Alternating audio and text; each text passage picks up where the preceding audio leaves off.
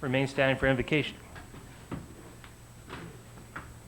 Pledge allegiance to the flag of the United States of America and to the republic for which it stands, one nation, under God, indivisible, with liberty and justice for all. Bow your heads, please. Lord, guide us in decisions we make tonight, and also let us pray for the speedy recovery of our fellow council members' wives, Rita Martina and Mary Reed, in their minor procedures. Amen. Amen.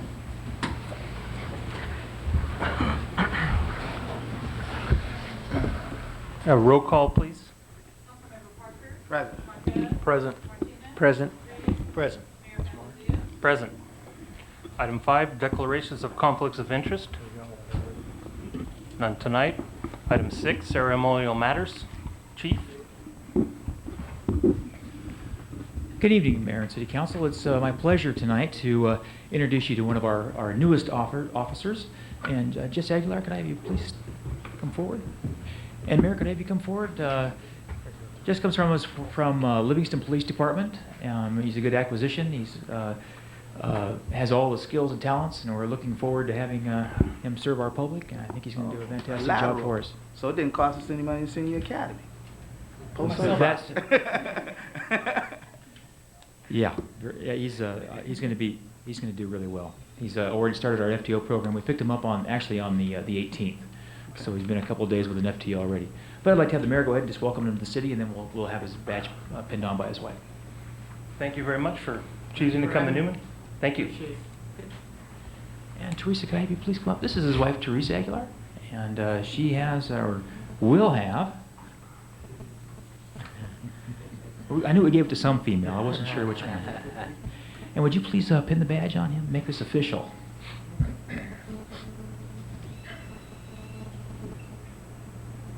You're not going to draw blood, are you?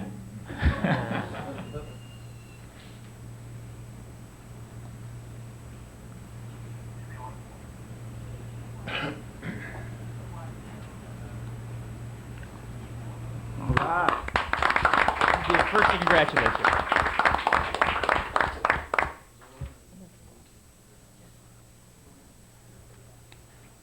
Oh, you guys can stay for the meeting if you want. I already excused them, Councilman. Thank you. Thank you. That's why they call it ceremonial matters.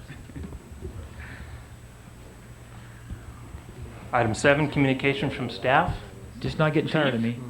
I have one thing coming up. We have a block party for a street closure coming up on Pintail for the July 4th holiday. I'll let the fire department know, and we'll have the proper barricades and notifications out there. So it should be a nice, pleasant event. I know we encouraged these things in the past. Just want to let you know that's going to be occurring. Thank you. Mike, before you Yes. get away, Mhm. didn't we have another one of our officers get an award last week? We did, and I just let him get away. He disappeared. I saw him go out the I door. know. Yeah. I was going to make that part of the council report, but I might be able to drag him in here a little bit later. He's been before you before. That was Officer David Ham. He got a commendation last time he was here, and he just continues racking up those awards. He's doing an outstanding job for us, and we're just lucky to have him. It's great. And I'll see if I can get him back. I think we got cookies back. Break him away from cook and punch. Thank you. Cook and punch. No donuts? No donut. Those are morning. Any more communication from staff? Item 8, items from the public, non-agenda items. If anybody has anything on this time, at this time that it isn't on the post agenda, now's the time to come to the podium. Yes, sir. I guess that's me. Yes. If it's not on the agenda, please step to the podium and give your name and address. And And tell them I'm here. My name's Harry Womble, and I'm trying to, well, let's see, I had something written down. Okay. First, I'd like to clear the point of $230 out of the city cleaning property that Mr. Garza. Yeah, I didn't get the notice. I never have. I don't know what happened to it, but that's just one thing. And this has happened before. Doug knows something about that I did clean it before I cleaned it and everything, but I wasn't in town. I didn't get the notice and it didn't get cleaned. Okay, I'll cover that. Mr. Wamble, was that an abatement Sounds like it. letter? Is that what that was? Was that an abatement thing? I don't know. Well, what I'm getting at is, a while back, I have weeds. Mayor, Grow up. I can guess we get that's name and abatement, address for the whatever. record, please? Yes. Well, he gave his name. What's your address, Oh, Mr. Wamble? my name is Harry Wamble, and I have property over at 1520 Q Street. 1520. And I want to tell Ernie another thank you, and that is for bringing John by the way, one day. Whenever John and Ernie came by to check out, hey, I got a sidewalk, doggone, I'm somebody special now. I even got, I got a retaining wall. I think I've put more in the last 5 years, which isn't much, but more than anything's been done that probably in the last 50 years. You guys have been here a lot longer than I have. I don't know. But that I'm trying to bring it what they call up to code. And that's one of the reasons I'm here, is because sewer hookup, which I've talked to Ernie about, and what the other thing was. So is this a code enforcement? Is it an issue with the building department as far as a hookup? Or Right. is that what it is? Right. It's not an abatement. No, this is a different issue. Yes, sir. Okay. That and and I got things here for everybody. Amen. I'm working hard on this.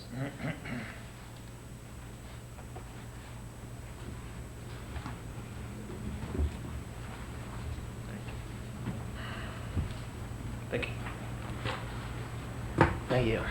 Mr. Mayor, Yes, Tim. once Mr. Wumble returns to the podium, I am going to call for a bit of a point of order, just so we have a clarification.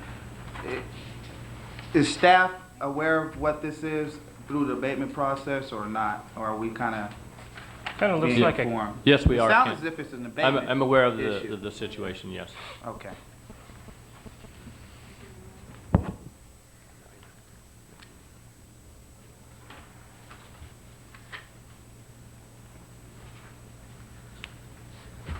Okay, that's as far as the abatement goes, that's a minor problem. I think $230. The this is the sewer hookup, which I'd like at one point. I don't think this is this is what is it? The foundation, because what has happened is that I put in for a building permit. I was talking to Cleve earlier about my situation, and he didn't suggest, but I was thinking about bringing it before the city council because I don't know what to do. I lifted my building up. I did get all my, I didn't get a permit. I did talk to the building people, was it Precision Inspection, Planning on what to do and how to do it. I got pieces of paper how to do it. I got my rebar. I thought I had everything together. There's a gentleman.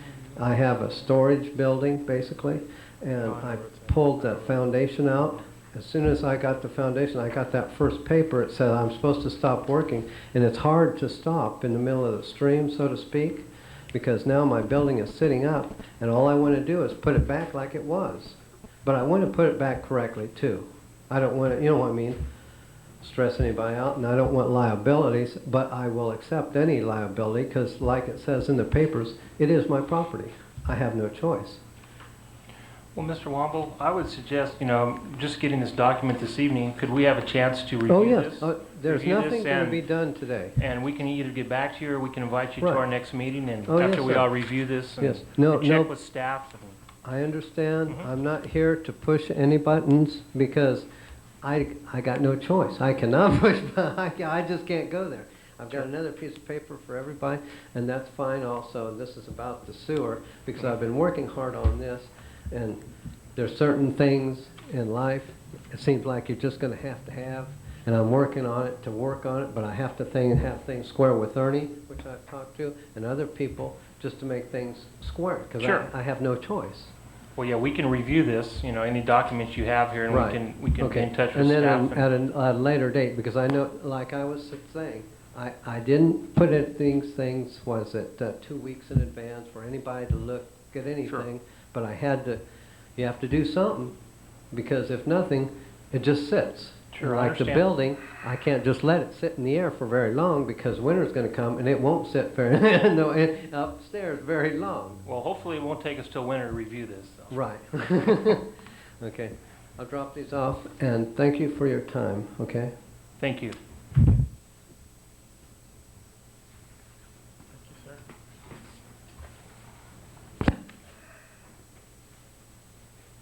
Thank you. Thank you. Thank you.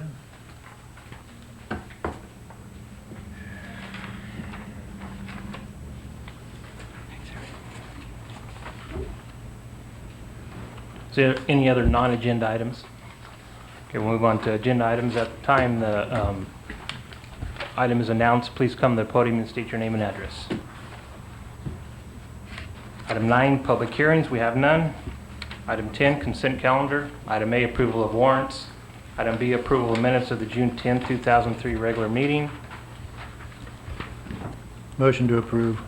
Second that motion. All in favor? Aye. Opposed? Motion passes 5-0. Under regular business, item 11, appeal of the Plan Commission's decision to allow beauty salons within controlled manufacturing zone district. Hello, Mike. Good evening, Mayor and council members. I come before you tonight as I have appealed the Planning Commission's decision to allow beauty salons in the industrial area. The reason I bring this before you is I believe that the decision was not in the best interest of the city.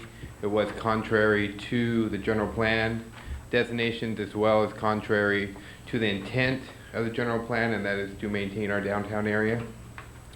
Also, I believe that it was not consistent with what we're trying to do within our industrial area. Within your report, I have cited the general plan descriptions for industrial service, as well as heavy industrial.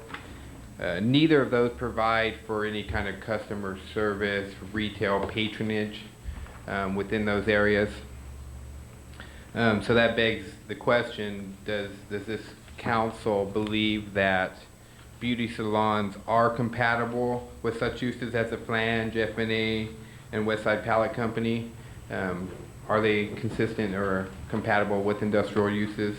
Also, does the council want beauty salon patrons intermingling with the industrial traffic area that's out there? With that, I really would like to have a question and answer period and see if you have any questions as to why I appeal this. Once again, I try to spell it out in my staff report. We, as staff, just personally believe that beauty salons belong in the downtown area, not in industrial areas. There are people who go downtown, have their haircuts done, and maybe they'll walk around and visit other businesses. And that's the kind of business atmosphere we want to continue to foster. So with that, I'd answer any of your questions at this time. Mike, is the person involved isn't here this evening, are they? I do not see her right now. Okay. She was late for the last meeting. I don't know. Okay, We I sent her a just- package along with the agenda and a copy of the staff report. And I've talked to staff about this and asked a lot of questions, and I'm not sure they're aware of, how much it's going to cost to put a, portable, manufactured building in the area. The costs would be significant, I think, for this. By the time you get electric and you get the facility and you pay your fees and all that, that's just something I've discussed, with staff. Yeah, there are impact fees, but the item before you tonight, as I bring it, is more general than that. We're not talking a project specific here. If you so approve and uphold the Planning Commission's decision and deny the appeal, then we'll proceed forward and talk with Ms. Foster about what it's going to take for her to get the business in there. As well, she would still have to go through the conditional use permit process. Sure. What the Planning Commission based their decision on, and I have copies of letters here by one of the Planning Commissioners. Commissioner Wallace wrote a letter. But within the code, in the industrial section, tattoo parlors were brought in and put as a discretionary use or a use requiring Planning Commission approval. The Planning Commission, it was their thought and intention that beauty salons were similar in operation to tattoo parlors. So therefore, why wouldn't, if a tattoo parlor can be permitted with conditional use permit, why wouldn't a beauty salon? I wasn't here when tattoo parlors were added, but lots of times city councils, what they'll do is less desirable businesses that they don't want on their main street. And if you look in the industrial code section, there's also adult-oriented businesses there. Things that they don't want on their main street, they generally put them in the industrial areas and to kind of keep them out of sight, if you will, is a general thought pattern of why they place those there. So, I want to make a comment to staff. I'm leaning towards staff's recommendation. And one of the reasons I would convey to my colleagues is I have history. I was part of the planning commission when we did add the aspect of the tattoo parlors and the adult businesses.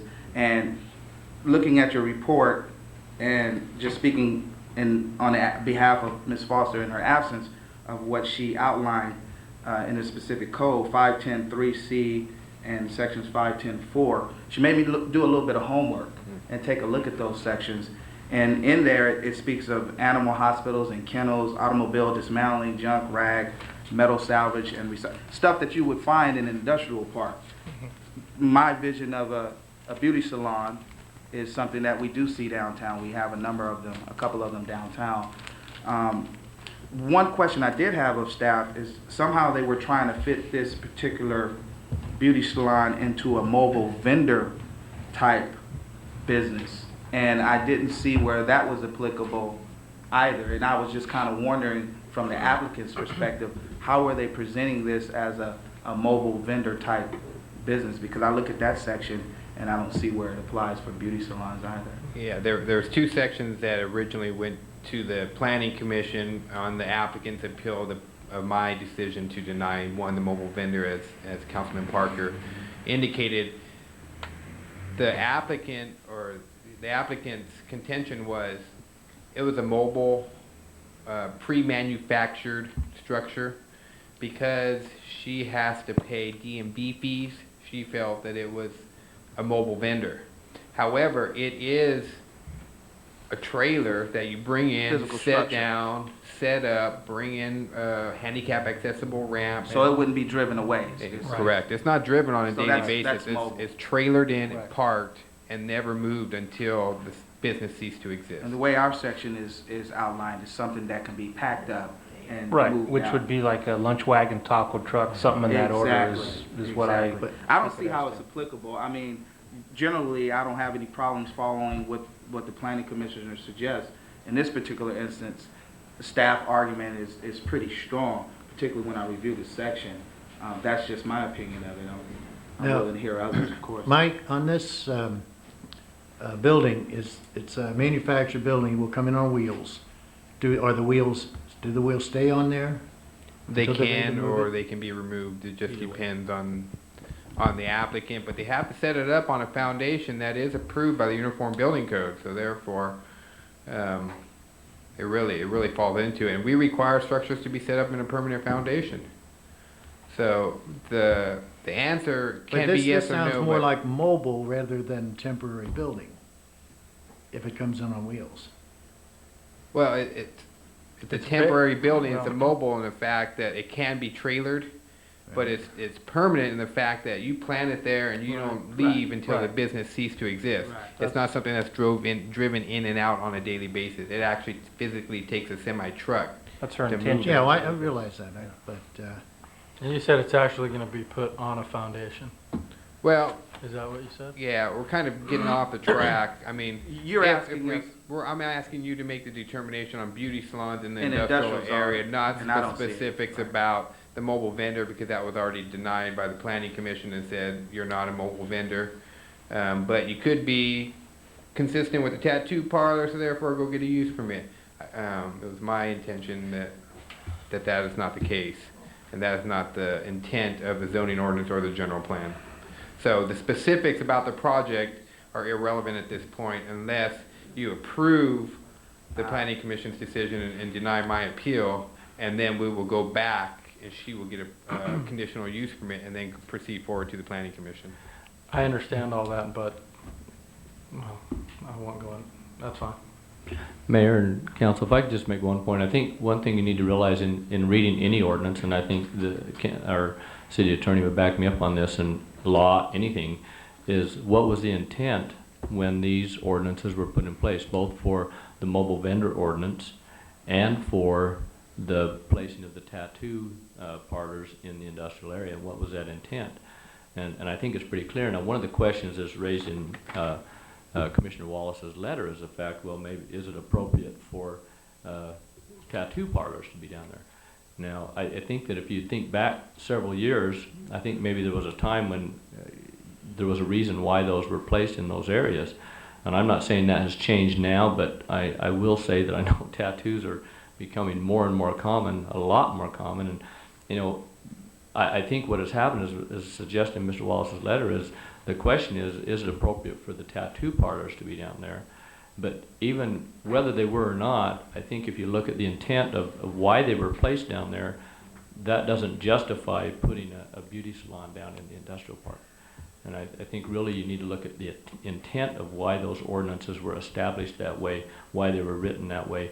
Even though, you know, you can try to read it right to the letter of the law and say, well, it fits according to the way this is written, but also look at and see if the intent of the way that was written, what was the purpose of it, and then apply it that way.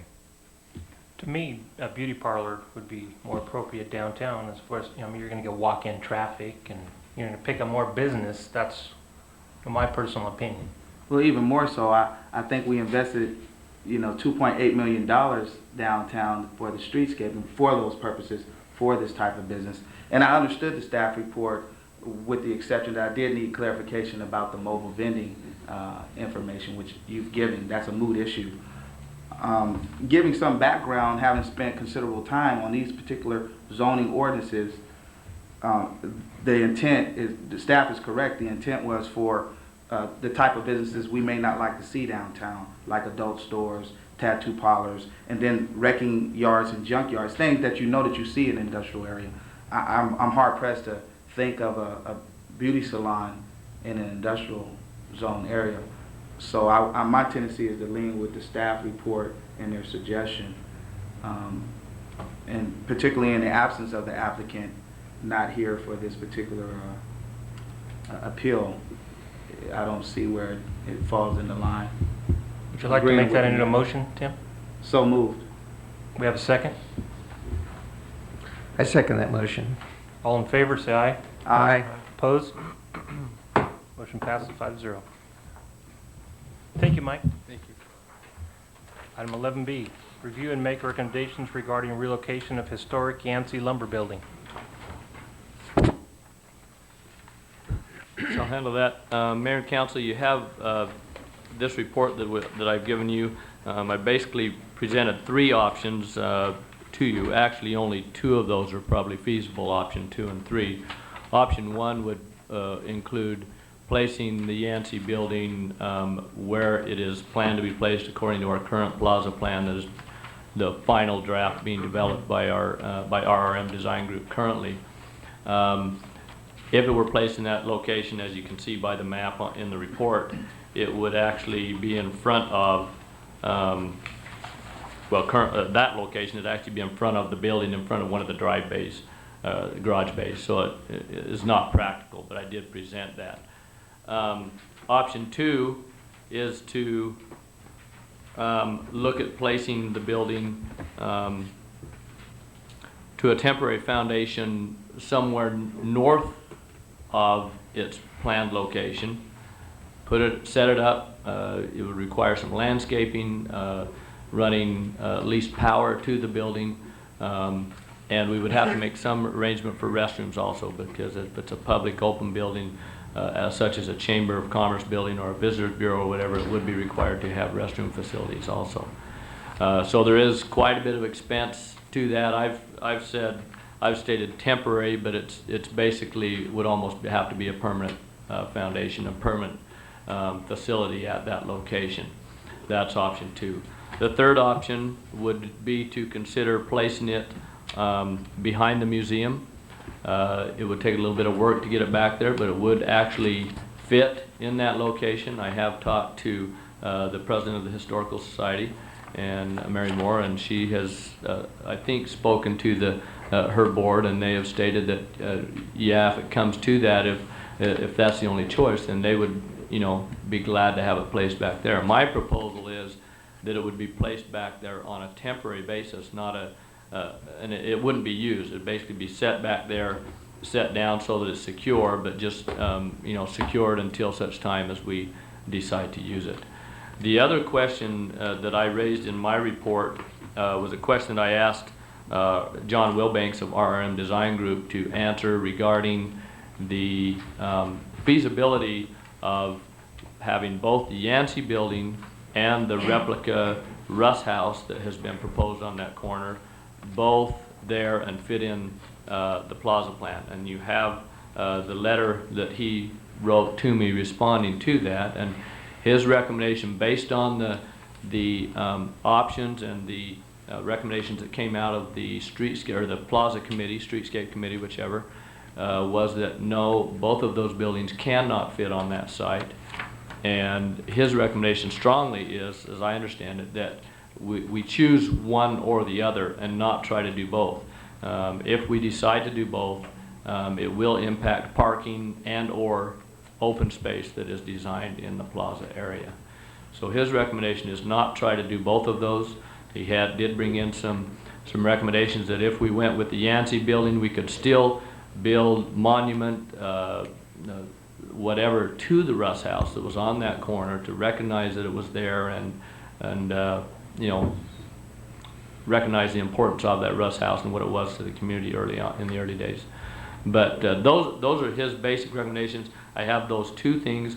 What I would like to have from the council tonight is direction on which of the options for placing the Yancey building they would like us to pursue further. I have got a preliminary cost that I included in the report of $5,900 to move the building.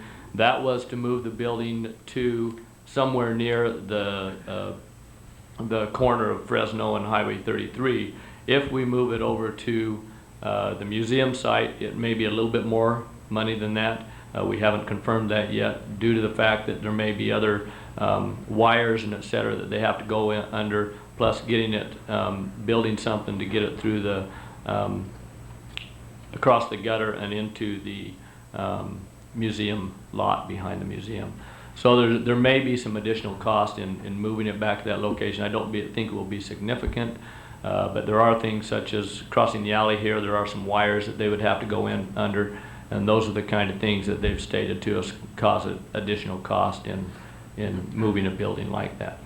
So the two things that I would like to have from the council tonight are, one, which of the options you want to pursue on moving the building, and number two, possibly some direction if you would like the plaza committee to re-look at that issue of whether or not they want the Yancey building and the Russ House both to be able to be placed on that site, because it will require us to go back and give direction to RRM to re-look at those plaza design drawings that they are currently finalizing for us. So those are the two things that I would like direction from the council on this particular issue. Okay. Comments? Go ahead. Taking the location of the building, or something to do with it right now, I still feel we should have taken that John's Muffler building down and forgotten about it. But since it is there, we have leased it out. Why? I think the most practical thing to do is to move it over behind the Historical Society, where it needs a lot of work on to get it ready to go onto to its location. We have to take the office off of it. In fact, we have to take that off before we move it, I'm sure. Mm-hmm. And there's a restroom tacked on the back of it. They have to come off there too. So there's some work to be done, and that would be a good place to work on it. So and it would be secure over there. Stored at the museum. Right. So I think that's on that part of it. On the second part, I think that we ought to refer the which one or both of the buildings we want there on the plaza to the streetscape or the plaza committee. Let them have a crack at it first. That's all. I agree with Dave. I think we should just store it over there for now. I'd hate to see it just on the highway there, with a portable fence or something, and could get vandalized. Store it for now and bring it back to the committee and make a decision later when we're ready to do our project. What does everybody else think? This would also be a good community volunteer work project for some time. Get ready to move and to, once it gets over there, we're done. Mary, would you like to comment? Yeah. Like I told you before, Mary Moore, President of the Newman Historical Society, 1442 Q Street. Good evening. We have no problem with you storing it in the back as long as the building is saved.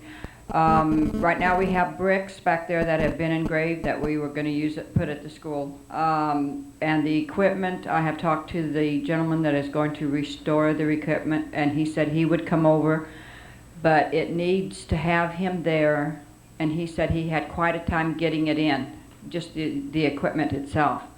So going through the gates it's going to have to be either taken down, the fence taken down or something. But I talked to Mr. Bassett. He said he would come down and overlook the farm equipment and make sure that it's moved without falling apart. I'm leaving Monday, so the bricks, I have to know if I could find out this evening what you want to do. I can move the bricks this evening. I can go over there and move those. We're still months away, Mary, from Months away? moving that building. Probably a Yes, couple of yes. months away at least. Okay. Yeah. That's no problem. Yeah. Okay, then, like I said before, the Historical Society would like to see it there if that was the only option that it had. No problem. Mary, while you're there, I'd just like to ask a question of you. With the old schoolhouse refurbished and that particular project, looking at this one in a similar way, how long did that particular building sit? I know it was over there by the library for some time before you guys really were able to get your hands real dirty and Well, refurbish it. I think it took us about a year almost before we really got in. And Tom and Barbara were gone, so we were kind of lost for direction of what to do, where to go. And so when they came back into town, that's when he's the one that worked with the state, they, and got all the specs. As it was, we were having to put another wash basin in there. They told us we did not have to have, and now we have to have it. So we are doing that. But it was a 2-year project, but really we worked on it real hard for a year. Okay, and the reason why I asked that is we're probably looking at 24 months or so for this particular building before we even look at trying to refurbish it and getting it fixed up. And that building was just as old. I'm sure the old schoolhouse may have been is a little older. Yeah, than but this one's had plumbing and electricity, and ours had already. nothing. Exactly. So I mean, we're at a head it was- start. Right. It won't take as long, I don't think. Yeah, I'm more agreeable with what my colleague David has spoken and the mayor. I only saw this as a really only feasible choice that we have with the cost considerations. One of the things I want to ask in particular, because I don't have the benefit of having the designs in front of me, the Russ House, wasn't that including maybe retail and a information booth? I mean, kind of give me the info. I know that's a replica of a historical building, but it's more square footage. Kind of give me just a preliminary of what you know of that building. as we You know, discussed. I don't know, maybe someone here, Mary, you might tell me more what it was originally, but from what I understand from talking to the person who has proposed that be a replica be rebuilt, that they wanted to look at commercial use. That's what I thought. And they did discuss it. Yeah, it could also be a Visitors Bureau, Information Bureau, if a part of it.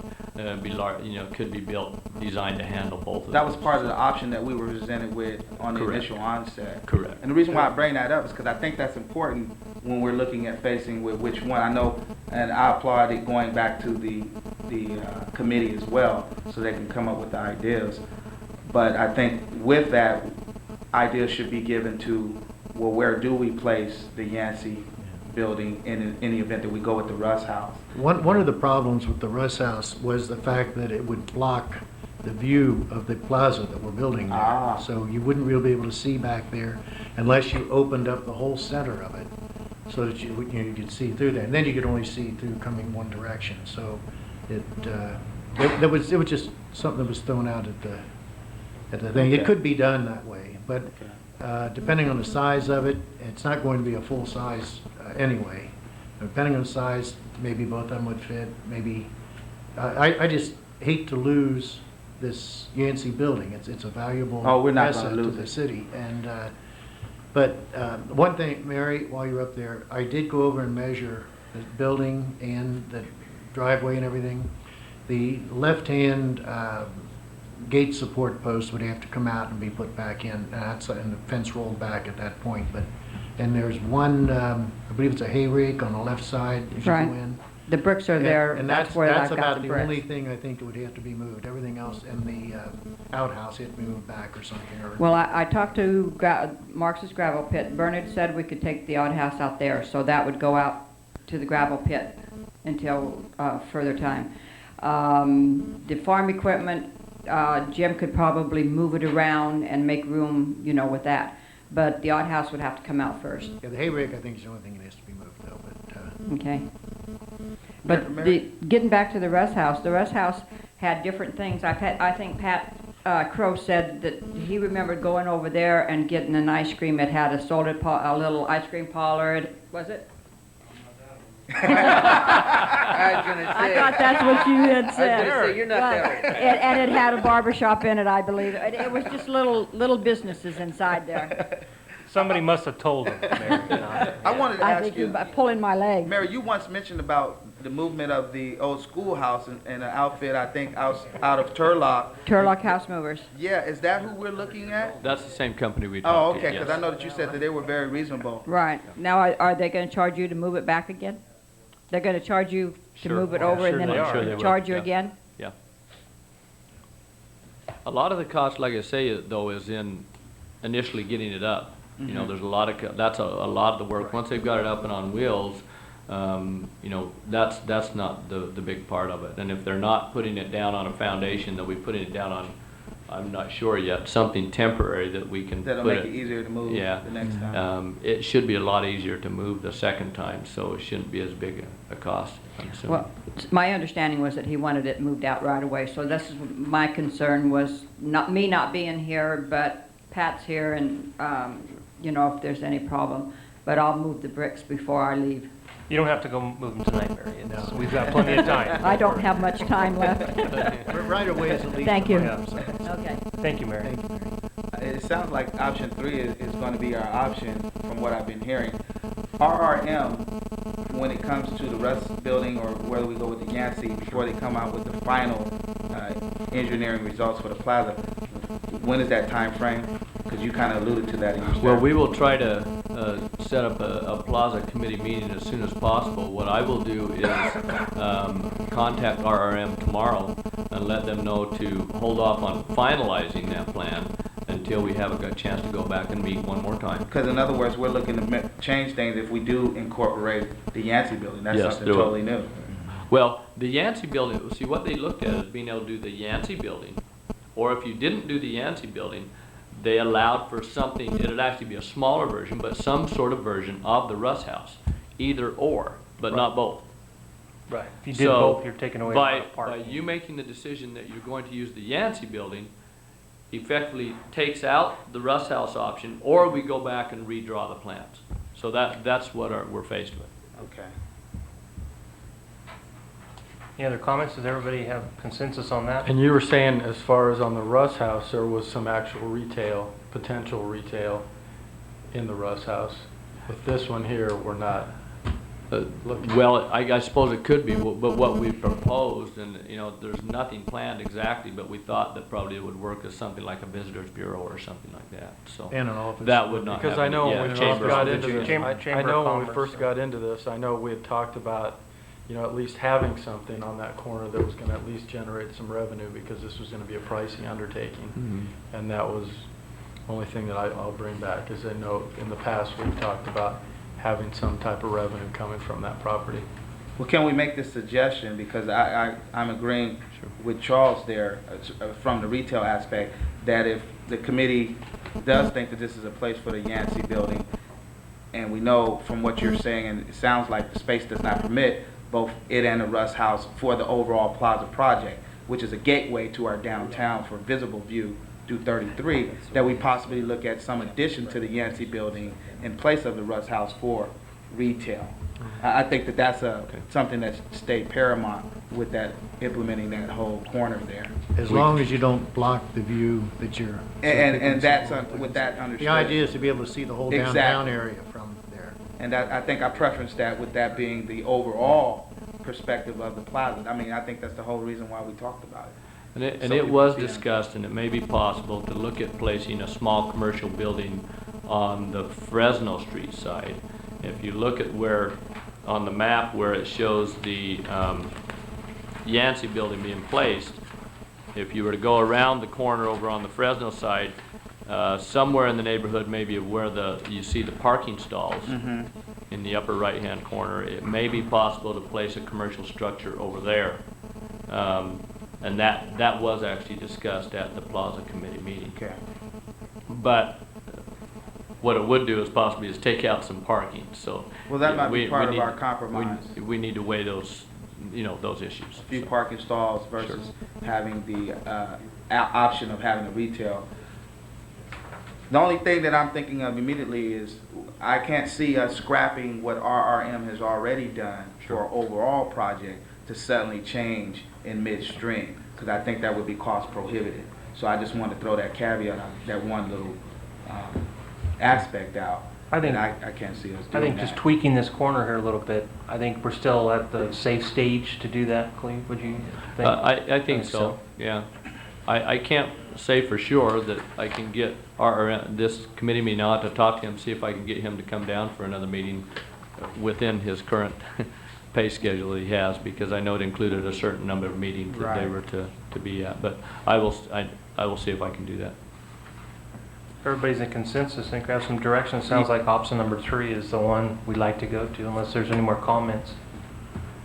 Yeah, Mr. Mayor, I would move that we go with the option number 3 of relocating the building to the temporary site behind the historical museum. We have a second? I'd like to add to that motion that we include the committee meeting to decide on their thoughts on the Russ House other building. I would amend my motion to include that subcommittee's opinion. All in favor of the motion? Need a second. I'll second that. All in favor of the motion? Aye. Opposed? Motion passes 5-0. Item C, review of potential financial assistance programs to be offered by the City of Newman and the Redevelopment Agency, informational only. Thank you once again, Mayor, council members. As we proceed forward with current project, the Do It Best Corporation, the relocation of this building, there has been brought to light the need for financial assistance packages to help out with some of the costs. So what I've been directed to do is to look into different packages that the city can offer to assist business owners in job creation, to help businesses relocate here, but also to spur development within our highway corridor and within our downtown area. And that's one of the questions we would like to pose to you is, do we want to focus on those two areas, or do we keep it citywide as well? So we kind of keep that in the back of your mind as I go through this. But once again, the goals that we anticipate are, once again, to promote job creation within the city, to assist existing businesses, expansion of their businesses, and so as well as to provide support an environment that allows new businesses the opportunity to contribute to the local economy. So what we've done is put together 2 programs, and one of them is similar to a program that was recently here. The city in the past had gotten some grant money through the state, and they offered a $1 for job type program for the industrial park area. But that's since that grant has gone away, and the city no longer has those funds to expend through the state. But the program that we're offering or talking about tonight is similar, and for lack of a better term, we called it $1 for jobs. And what it would do is it would help businesses offset some of the cost of creating new jobs. And what we've done is we've tied it to some wage scale instead of just giving a flat amount to any job that's created. Staff's general thought was to reward employers who are paying a higher pay scale than just minimum wage. So what we did was we put $1,000 a job for every job that's created that's 1.5 times minimum wage, which comes out to $10.13. And so if you create a job that's $10.13, you would get $1,000 as a grant in the program. And it's structured as a loan, but what we require is the businesses to submit their ED6, and that's a form that they submit to the state that has their social security number and all that private information you could take off. But it shows the state who they hired and how many people they have on their employment. So we would get the 2 quarters preceding the grant program, and then we get 4 quarters afterwards to make sure that people have hired those positions for over a year. And that's kind of the checks and balances, if you will, of how we would make sure that these businesses were hiring the people they say they're going to hire. We've also put a cap on there of a maximum of $2,000, and anything would be prorated. So if you're above 1013, you would get the percentage. At the back of your report, I just kind of ran one off. If someone paid $11 an hour, that's roughly it's 108.5% of minimum over the 1.5 minimum wage. So therefore, they'd get $1,085 a job. So it's 8.5% above what the baseline would be, if you will. And then also, in my example, I indicated that they would hire 2 jobs at $675, which is minimum wage. And if you hire someone at minimum wage, you would get $666 a job through the program, because that's 2/3 of the 1.5 times minimum wage, if you will.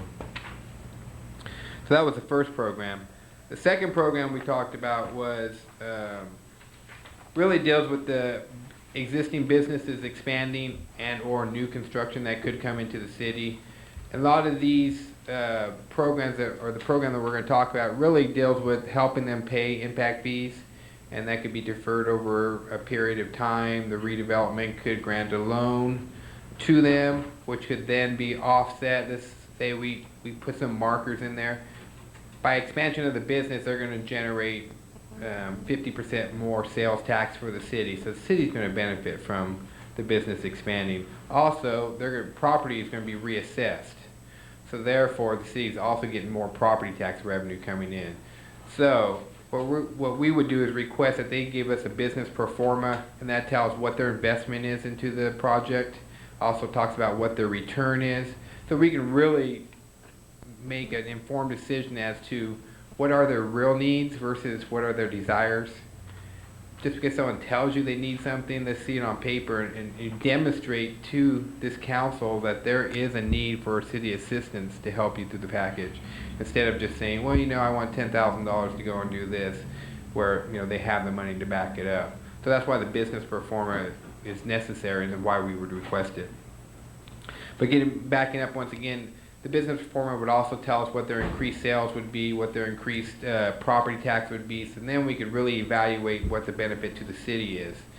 And then from that perspective, we could always say, okay, the city's going to get X amount of dollars increase once a project is finished. And we can look at, okay, it's 2 years, 3 years, 4 years worth of that money good towards giving it back to the business owner through a loan program. And if they meet those standards and they do generate the sales tax that they say they're going to generate, and their property does come in the valuation that they say they would, then we would forgive their loan.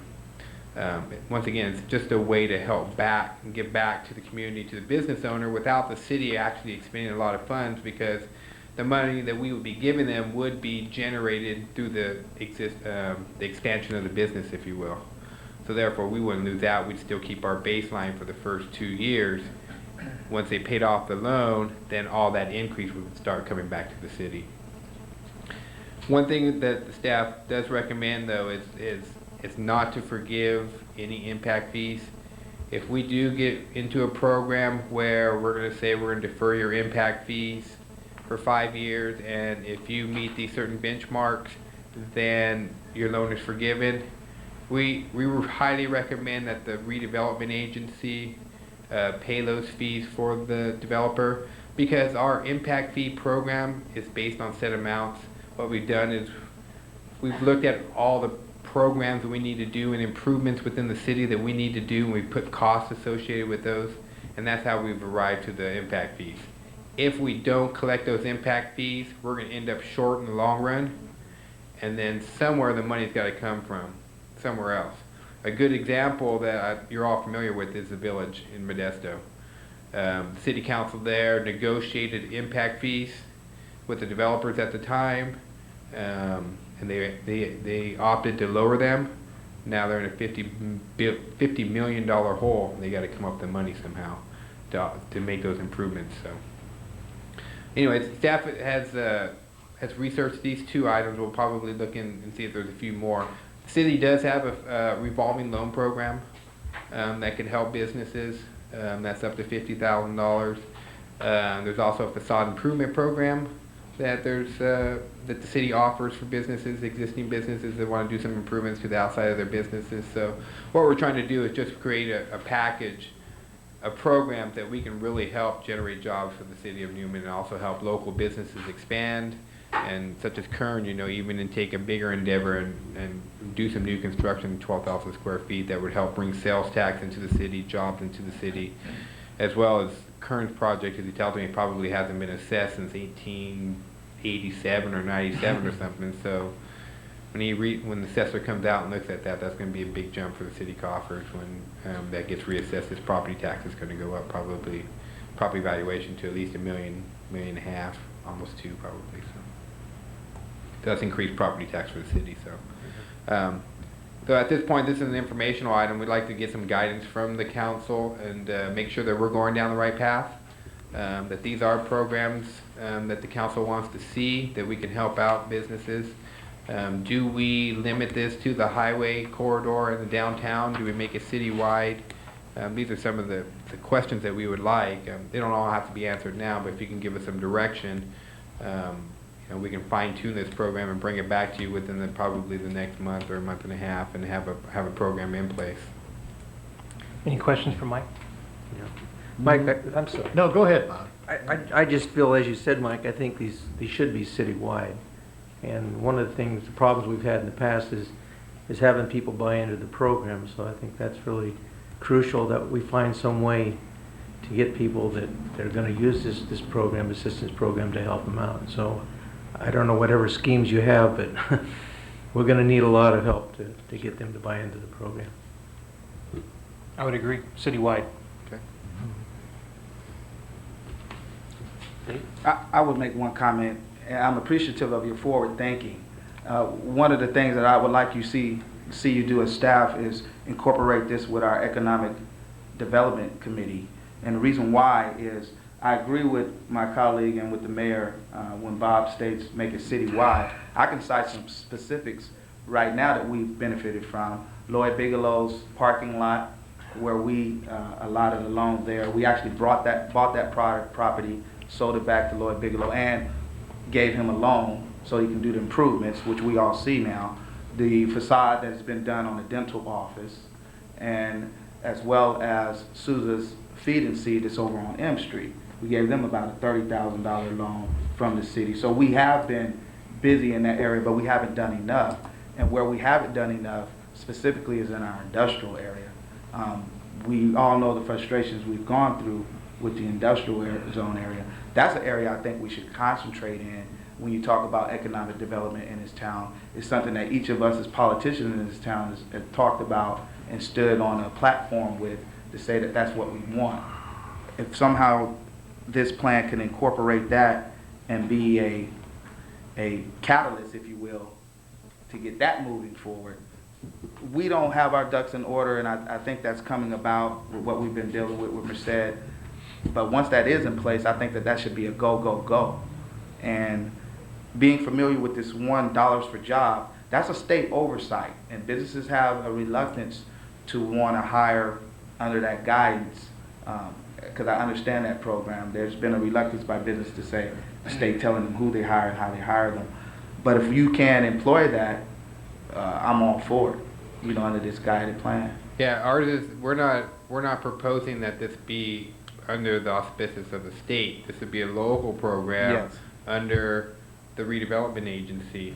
And that's another item that I include in your report is, what we could do is really set an amount that's appropriate for the city of Newman, a budget amount, and make it on a first come, first served basis. But would they still have to comply with the ED6 requirements through the state? Well, the only reason we require Only the that. ED6 requirements is so staff, locally, we can verify the jobs have been created. They don't just take the money and not create the jobs. Okay. So that's just a local requirement that we could just see what the, make sure that the persons have been hired. And they just weren't getting a free handout there.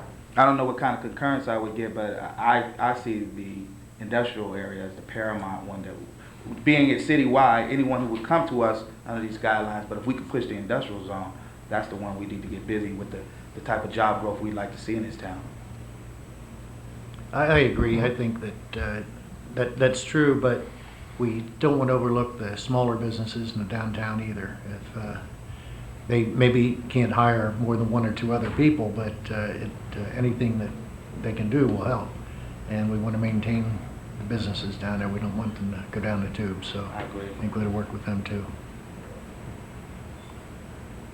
I just want to comment quickly, if I could, Councilmember Parker. We did actually discuss this with the Economic Development Committee last Thursday, was it, Michael, or maybe the Wednesday or Thursday? Anyway, good. we did hold an EDC meeting and discussed this issue with them. Good.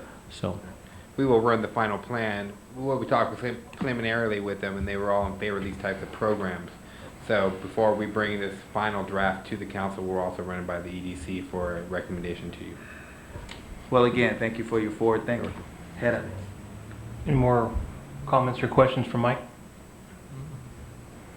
Thank you, Mike.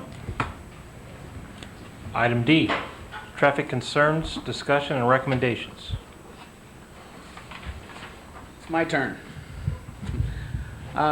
You've had in your packet some information that the police department has been dealing with on traffic concerns in different areas of town. There are 7 items that have been included in your packet, and I won't read each one to you. You've had time to review it and read them, so you understand. But the first item for discussion is going to be Driscoll, looking east towards Balsam. The complaint on this particular item, this street, was that traffic that traveled on Driscoll, sometimes the complaint was that there were speed problems. The issue was that traffic would tend to cut this corner when they turned north onto Balsam off of Driscoll.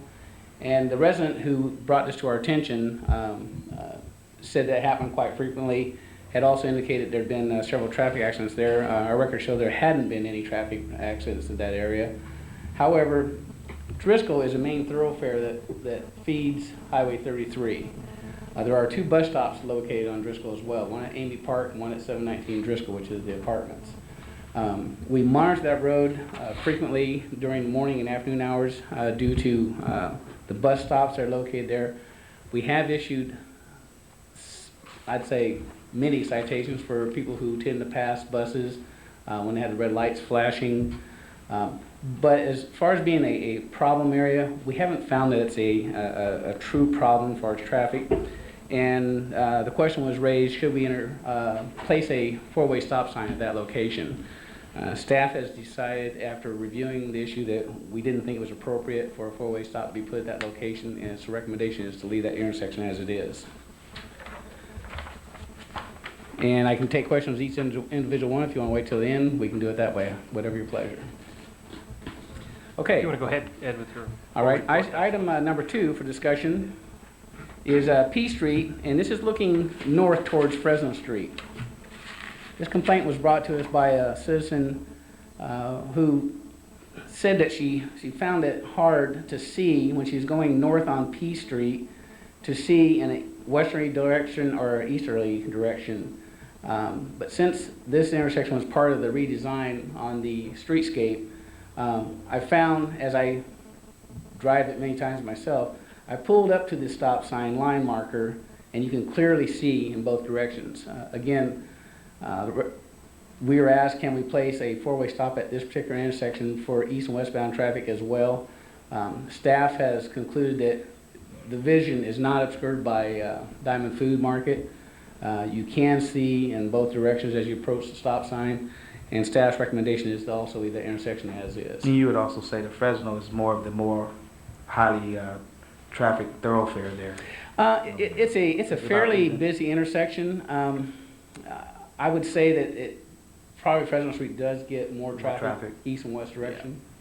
How But far? we didn't feel that it was. How far back is the stop line? Is it?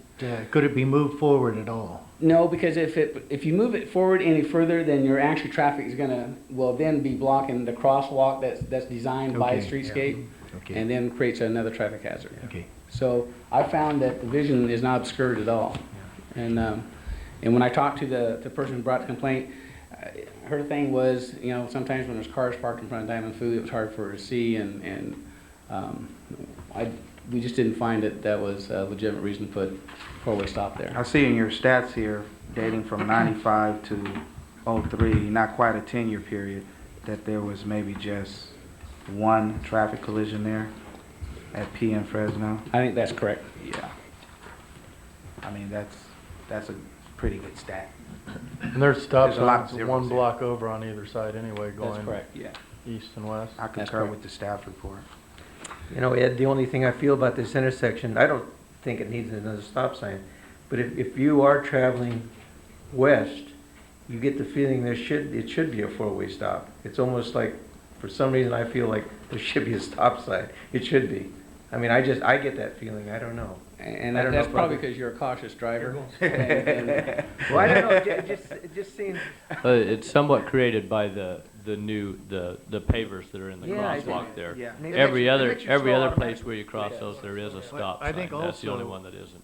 I think also that anyone's lived here for a longer period of time, when there were no stop signs, You slow down. everybody has a tendency to look when they get to any Yeah. corner, whether there's a stop sign or I can not, tell you, so- when I first came to Newman 23 years ago, it was a madhouse, and virtually no stop signs throughout the community. And the first chief I worked for, we addressed those issues, and we threw up probably 20 or more stop signs. And I thought we were going to be lynched. But Well, you could- got to could know the literally travel people, you knew the people, you could look at them and see whose car it was, you knew they were gonna either not stop or stop, so you Yeah. reacted. I think we've created a much safer thoroughfare through our city, and you cannot any longer travel from one end of town through the other without stopping, and it has slowed traffic down, and it's made it safer, in my Your opinion. stats speak it. I mean, I I believe- see a lot of zeros when it talks about these intersections with traffic collisions. That's correct. So that's excellent. My grandmother's 92 and she's still mad at you, Ed. Good thing she doesn't drive anymore, but. I gotta tell you, Ed, a lot of people haven't learned to stop yet. We're working on that. At any rate, staff's recommendation was to leave that intersection as is with no changes. Okay.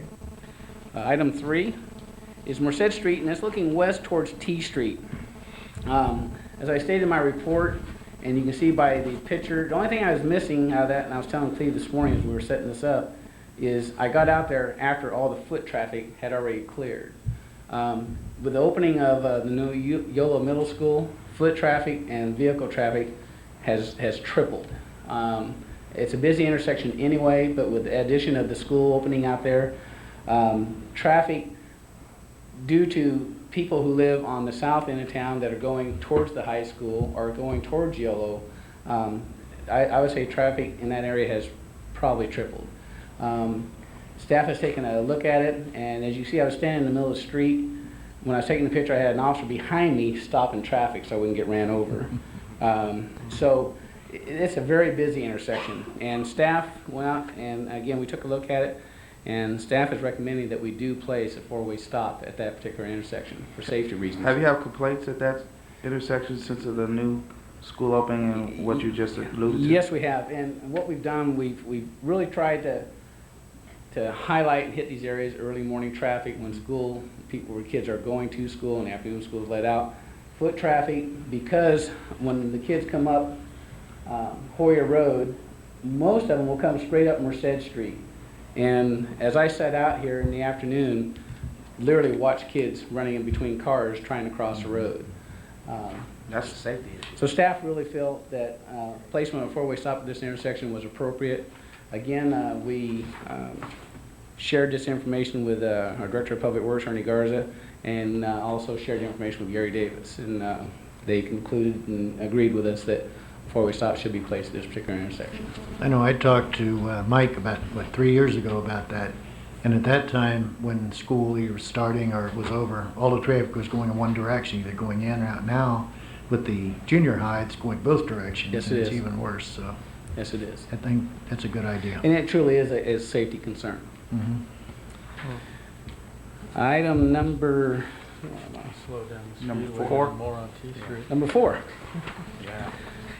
Looking this in particular intersection, this is Fresno Street. You're looking west towards West Avenue. Again, with the addition of these homes in the western part of the city, and with the opening now of the new Yola Middle School, traffic has also increased on westbound Fresno. There is a stop at both on Fresno Street, on West Avenue crossing Fresno. However, if you're traveling east and west on Fresno, there are no stop signs located here. Again, this intersection poses the same problem as Merced and T Street. There's a lot of foot traffic, a lot of vehicle traffic, because the school has opened a gate, which is at the far west end of Fresno Street. There is a walking gate that enters into the campus. So for those parents who do not want to drop their kids off at the school drop-off off of Hoyer Road, they use Fresno and Silva as a drop-off point. So traffic has increased probably threefold in that area as well. The complaint from several of the citizens that live in this particular area was that there's a high amount of traffic, both foot and vehicle. Complaint of speed. We've placed our speed trailer out in that area for several weeks. We issued a few citations and issued quite a few warnings, and we found when the school first opened it was a real problem, and so traffic again uses this intersection as a thoroughfare towards the school. What kind of read were you getting on the speeds and the traffic issues? They were Average of 25 miles per hour. They were above the 25 mile an hour, and each one of these intersections I'm speaking about have a 25 mile an hour Right. speed zone. The speeds were in excess of 30, 35. Because that's a pretty good distance right there from where T Street. Well, where once the they last cross stop T, is, and it's just nonstop straight all the down. way to Silver. Looks like it.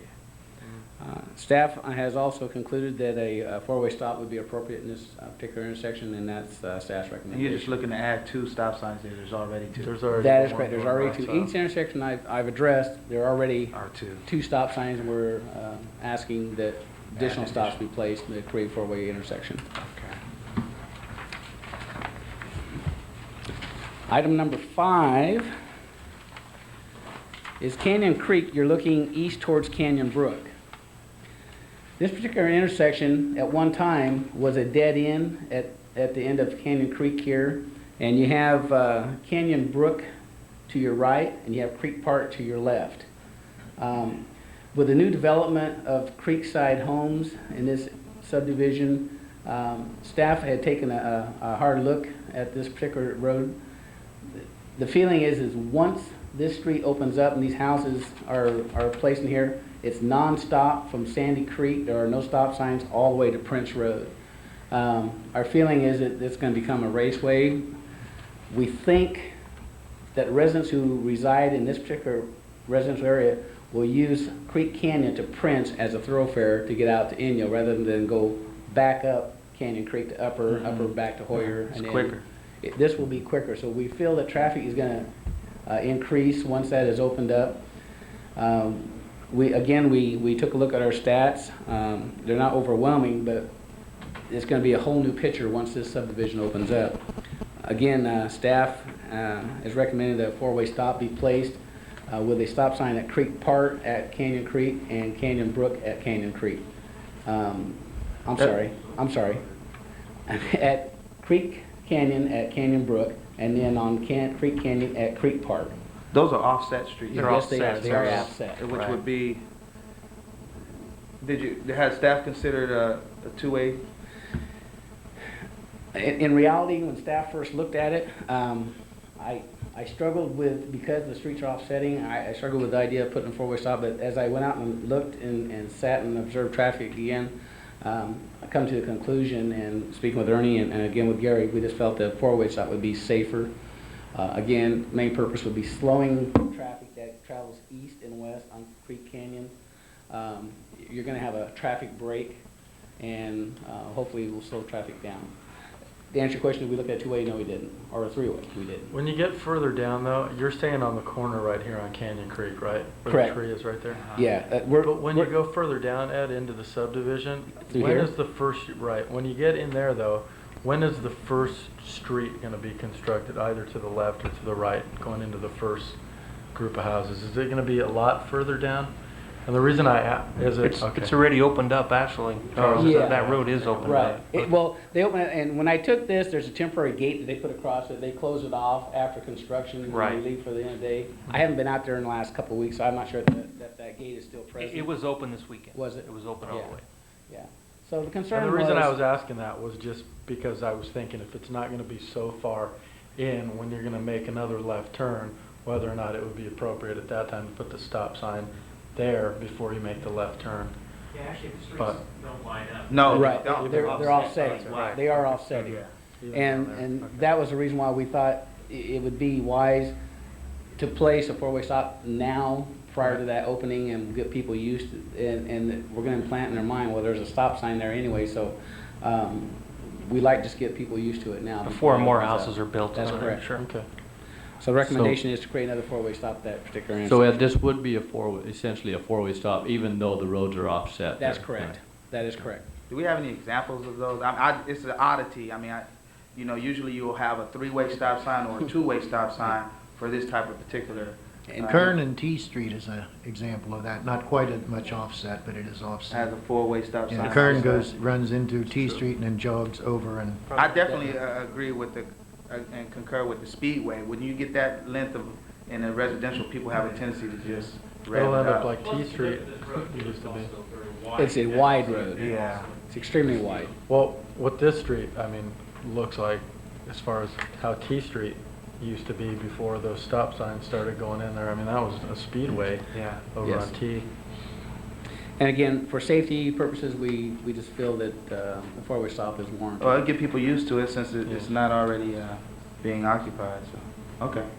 Sounds good. Okay, item number 6. You're going to be looking at Sandy Creek, looking east towards Upper Road. With the development of Ranchwood Homes to the west of Upper Road off of Sandy Creek,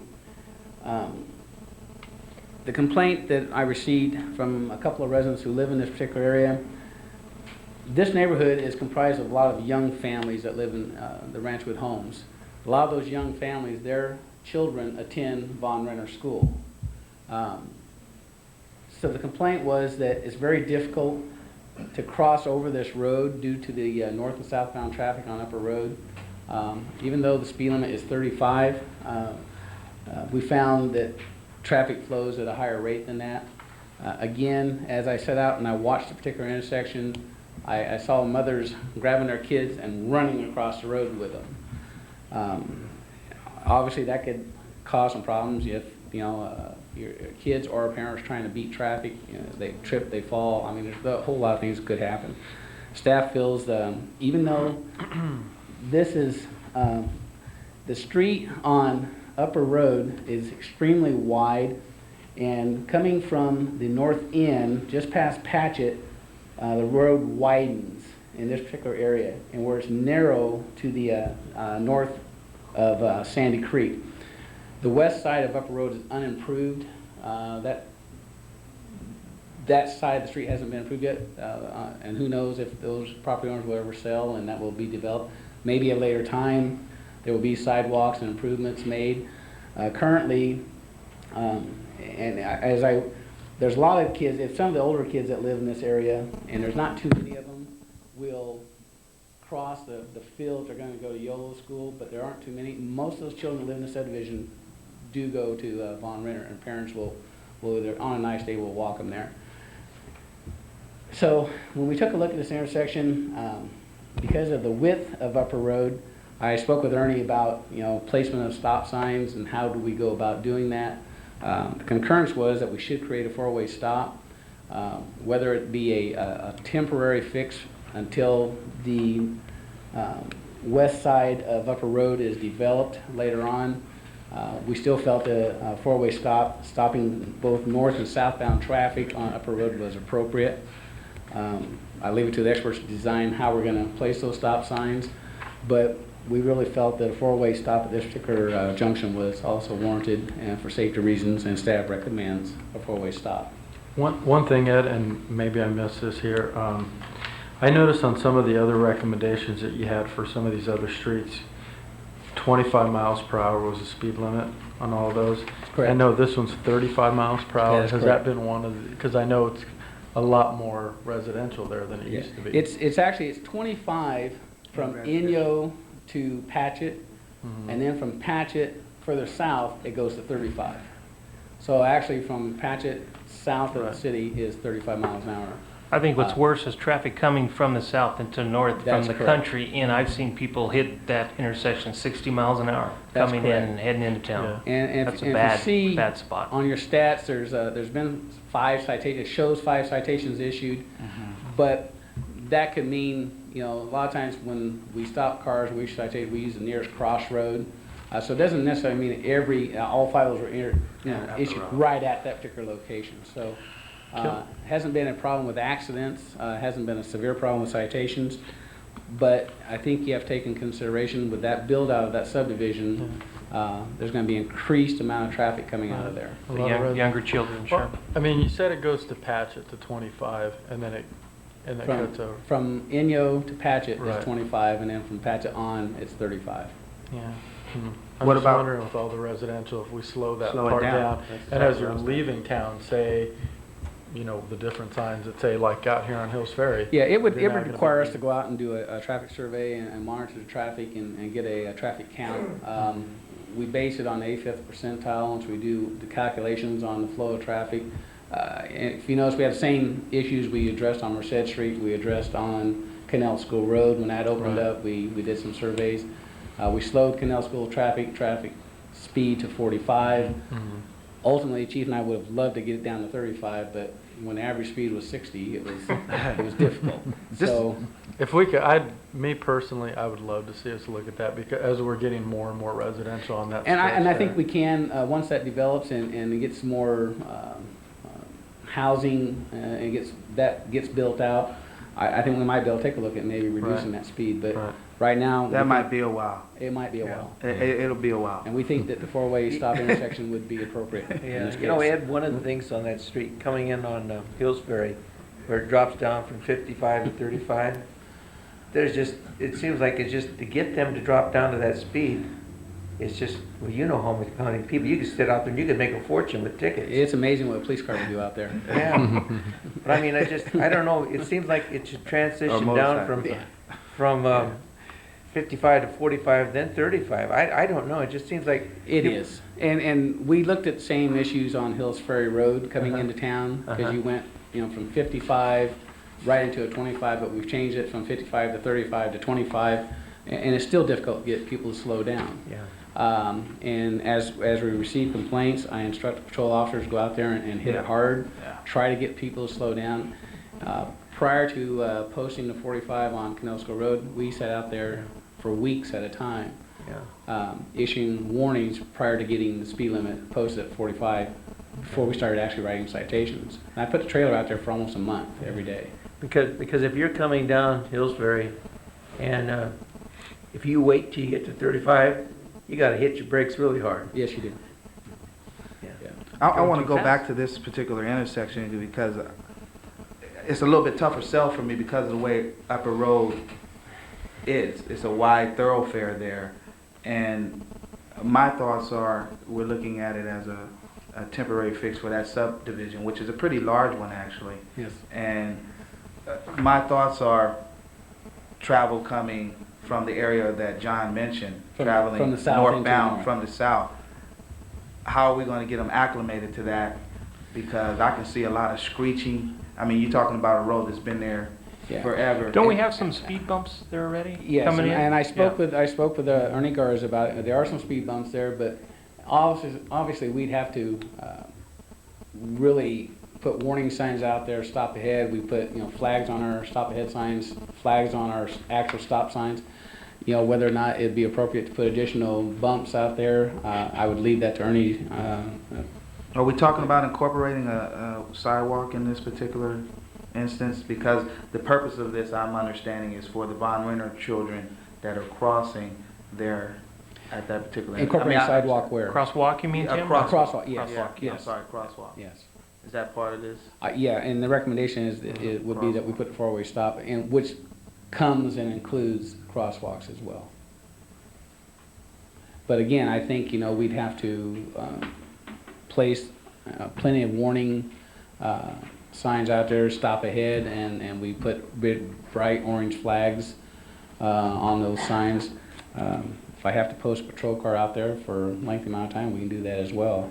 As well as placing our speed trailer in that.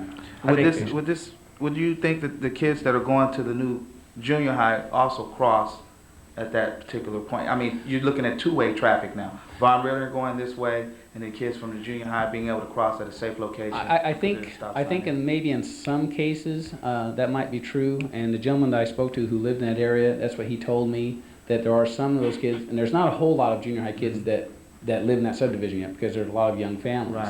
Right. But for all intents and purposes, they will cross Upper Road on the east side of Upper Road and then walk north to Inyo, which is Hoyer, west of Upper Road, and then cross again to walk over to the school. They won't cut across those fields. Because there's no and there's no sidewalks on the improvements west-hand on the west sure. side. What about kids coming from the east side of the street, coming across? Would they come from that particular, coming from Creek Canyon? Yeah, and what we're talking about is this would become the major crossing. Mhm. I would think that, most people with the four-way stop here would use this as a mean to cross rather than going further to the south at the next intersection and crossing there. Because the subdivision hasn't built out further to the south yet, everything's going to the west. So And there are full sidewalks on the east side of Upper Road, all the way down, aren't there? that's correct. Yes. I thought. That's correct. Now, I'd like us to stay with staff's recommendation because of the young children trying to cross. Yeah, I see a lot of these because of the onset of the new school. I mean, it just makes sense. That obviously has made a huge impact. Yeah. Yeah, Council, I just want to make one comment on this. I hear a lot of people saying that perhaps this is temporary. I think this is going to be a permanent four-way stop. I really do. The more growth that happens, the more need you're going to see. I compare it possibly to something like Driscoll and Barrington. That might be an example of what this is eventually going to be similar to, where they created a four-way stop there because they had a long thoroughfare and traffic that needs to get both out onto Upper Road and possibly cross Upper Road also. So I maybe temporary, but I think as we grow out, you're going to see even more and more that it's going to have to be a permanent four-way stop at that location, just to slow that traffic coming down Upper Road. And it will be a fight, as you mentioned, getting training people to as they come down Upper Road to stop there. But you've seen what other cities do. They have the big yellow signs out, caution, stop ahead, orange signs with flags on them and everything else for a month if necessary to warn people and get them accustomed to that. But so there will be a learning curve there to get people trained to that. But. And I didn't address it in my report because it just kind of flashed in my head now.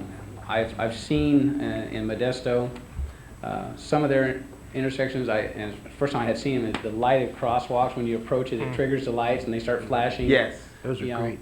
I think those are neat. Obviously, there's a cost attached to them, but I crossed one of those going to a courthouse in Hayward every day. yeah. So, and again, that just came to me. So Also, the warning signs that there's a crosswalk ahead are done in a lime green fluorescent. That's right. And they really stand out compared to those yellow Yes, they signs do. that we normally have. So that might be something you want to take a look at, but I did not include that in my report because I just thought of it. So staff's recommendation is out of 6 of these intersections is to place four-way stops at 4 of the recommended intersections. Item 7 was one that was just added, and I know council has had a lot of discussion as far as truck parking in the industrial areas. This doesn't necessarily have to do with long-term parking, but occasionally there are trucks who stop on Highway 33 either to go into the Burger King or go to the supermarket in that area. If you notice in the report, there's 179 feet of parking area in front of Burger King. Red curb extends 100 feet from the south entrance north, and then there's 46 feet of painted curb from the north entrance that's in the southerly direction. So there's actually 179 feet of legal parking for any vehicle, including trucks. The parking area is about 15 feet wide, meaning that if if a truck pulls in there, the way I came to that conclusion was, I looked at the traffic, and I could see on the roadway where traffic travels constantly, so there's black marks on the road, so I just measured from the edge of that to the curb, which is 15 feet. The complaint is coming out of the south end of the parking lot. Sometimes it's difficult when you're pulling out onto Highway 33, either going north or mostly in the northern direction. It may be obscured by those trucks. Looking at, the trucks are legally parked in that area. If you paint it all red, then you're going to totally exclude any parking, therefore taking away, in my opinion, business from the Burger King restaurant. I think we want to encourage business, but again, taking a look at safety, I didn't find that it was a terrible problem. It could be if a person wasn't paying attention, they pulled out of that Nob Hill parking lot. Staff recommended that we leave that parking for trucks. Maybe we might want to go out and repaint the red curbs. I've seen trucks there. I can't say that I have seen trucks beyond the red, not saying they haven't done that, but I didn't see it as a severe enough problem that we should take away that parking. So staff recommends that we leave the available parking for trucks and maybe to go out and repaint the red curbs. Ed, Go ahead. Ed, are there signs there that limit the time that you can park there? No, there's not. Do we have any problems with trucks parking there excessively? You know, I haven't seen a problem, Dave. Trucks pull in and out there. Today when I went out and took a look at it again, there was a truck parked there, and I actually had gone into Nob Hill. The truck was there. When I came out, the truck was gone. Okay. So I think primarily trucks will stop there to grab a sandwich at Burger King, then they eat, and they're on their way out. I haven't noticed any long-term parking, overnight parking there. There has been some. I'm sure there has. And- But I don't work late at night, so I'm a night owl haven't seen it. sometimes. And my comment would be to that is, I think it may necessitate some signage there because of accommodations that we've made recently with truck parking. And the reason why I make that comment is that I think we've made accommodation for truck parking that is in the excess of probably truckers that live in this town. There are trucks that are parked there, and because it was brought up, I can't recall who mentioned it before, but somebody brought it up here at this council about trucks being parked there at the Burger King, that strip. It made me pay attention to it. And I've noticed where trucks are parked there longer than it would require you to go into the Burger King and get a sandwich or even walk over to Nob Hill or spend a few hours in town. What about us looking into some signage there? Granted, that's a good spot for trucks to pull up and make use of that business area, but to limit their parking there, say for instance, 2 hours, to dissuade them from wanting to park their rigs there for a lengthier period of time. I think that would be an adequate Well, I think that's a good idea. I think the main 2 hour issue parking. though is overnight parking though. I know it was mentioned to us about overnight Somebody parking. brought that up, yeah. So, I mean, if the issue is overnight parking, then, rather than having the sign say 1 hour or 2 hour parking. I don't think it 1 ought to hour say- would be unreasonable, because even, a 1 hour time limit would give a person plenty enough time to go in if they want to go shopping at Nob Hill or go in and grab a burger or whatever. I think 2 hours would be, in my opinion, excessive. I think an hour would be appropriate. I want to caution the council, we have looked at, we've had some requests, as you recall, right, for timed parking in our downtown area. And one of the reasons we've shied away from that is simply because of the enforcement of it. If you start putting 1 hour time limits, you've got to have an officer driving by that location every Parking hour. tires. I think And it's so I would tend to recommend maybe if you want to do something there, maybe look more towards the not allowing the overnight parking. I think maybe that's more of the issue than parking there for a period of time. But that's my opinion. But I do know at times when we've talked about that, we've shied away from doing timed parking because of that enforcement issue. And you've got to have an officer basically every hour, I think, go by and tag those wheels to see if that person's been there for more than an hour. I think the main problem is overnight parking. Right. Seems like it. If we just paint the curbs, no overnight parking. There is 3 exits out of that shopping center. One to the north, one to the south of Burger King, plus the one out the back through Inyu. So I think if somebody really had a problem getting out, I think they could go, if they were heading north or south, I go, if I'm heading north, I'll go out of the north entrance. If I'm heading south, I go to the south entrance. I mean, there isn't just one entrance in and out of the shopping center. You know, and you know, you bring up the issue, they've complained about the south entrance if complaints have come in. And I don't think it's so much the truck parking that is causing the issue there. I think it's more that corner coming into town. You know, you're creeping out, you know, anyway to see around that corner, and then if you have a truck on this side, I don't think the truck is necessarily making it that much worse, if any. I think more of the issue is trying to see the corner coming from the other way from Highway 33 coming into town. And I think to add to that, Burger King's been there for however many years it's been, and I'll go out on a limb and say I don't recall if we've had any accidents at those particular intersections. I don't remember any. Well, let's make the suggestion then, because I've heard it from the mayor and my colleague to the end about the overnight and also from staff. Let's just do the painting and add some signage there that we don't have the trucks there parked there for the No overnight parking. Yeah, Can live with that.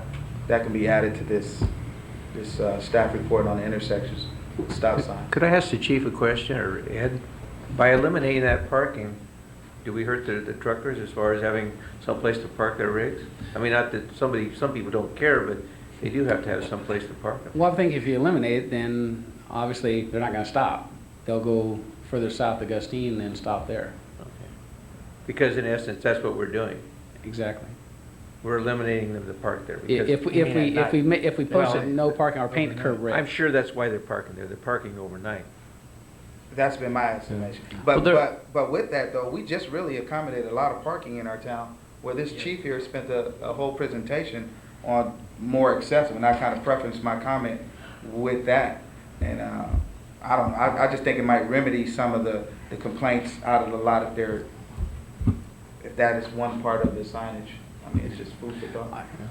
There are quite a few trucks though that do stop there just for lunch. Yeah. Either And we're not going eliminating or that. to Burger King. We're Right, not eliminating yeah. that So whatsoever. it is heavily used for that purpose also, not just the overnight. Because I've witnessed, you know, almost on a daily basis, if you're over there, you'll see a truck stop In and out. and go in and get something to eat and leave. So it's used heavily for that.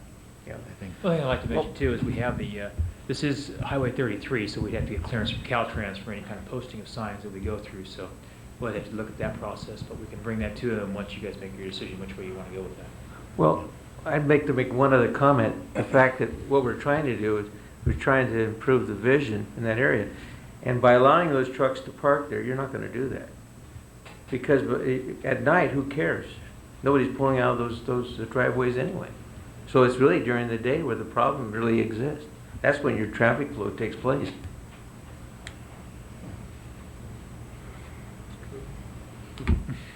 Another fine comment. Leave it as it is, huh? I don't know. You're relying on your shooting from the hip. No accidents occurred out of there. The only thought I had in terms of limiting the overnight is because we provided parking elsewhere, just to keep them from that specific area on the highway. That was my comment in regards to that we have accommodated truckers with parking off-site in the industrial zone where I think it's more appropriate. Maybe we should just keep an eye and see how many trucks actually do park there overnight. My feeling is, is it or has it really been a problem? It was brought to our attention for us to take a look at it. We did. Again, staff's recommendation would be to leave the truck parking, repaint the red curb. I haven't seen it as a problem, but whatever council's wishes are. Any excessive complaints? I mean, these other areas you cited for the four-way stop sign, you had actual residents complaining. Any complaints coming out of that shopping center by residents?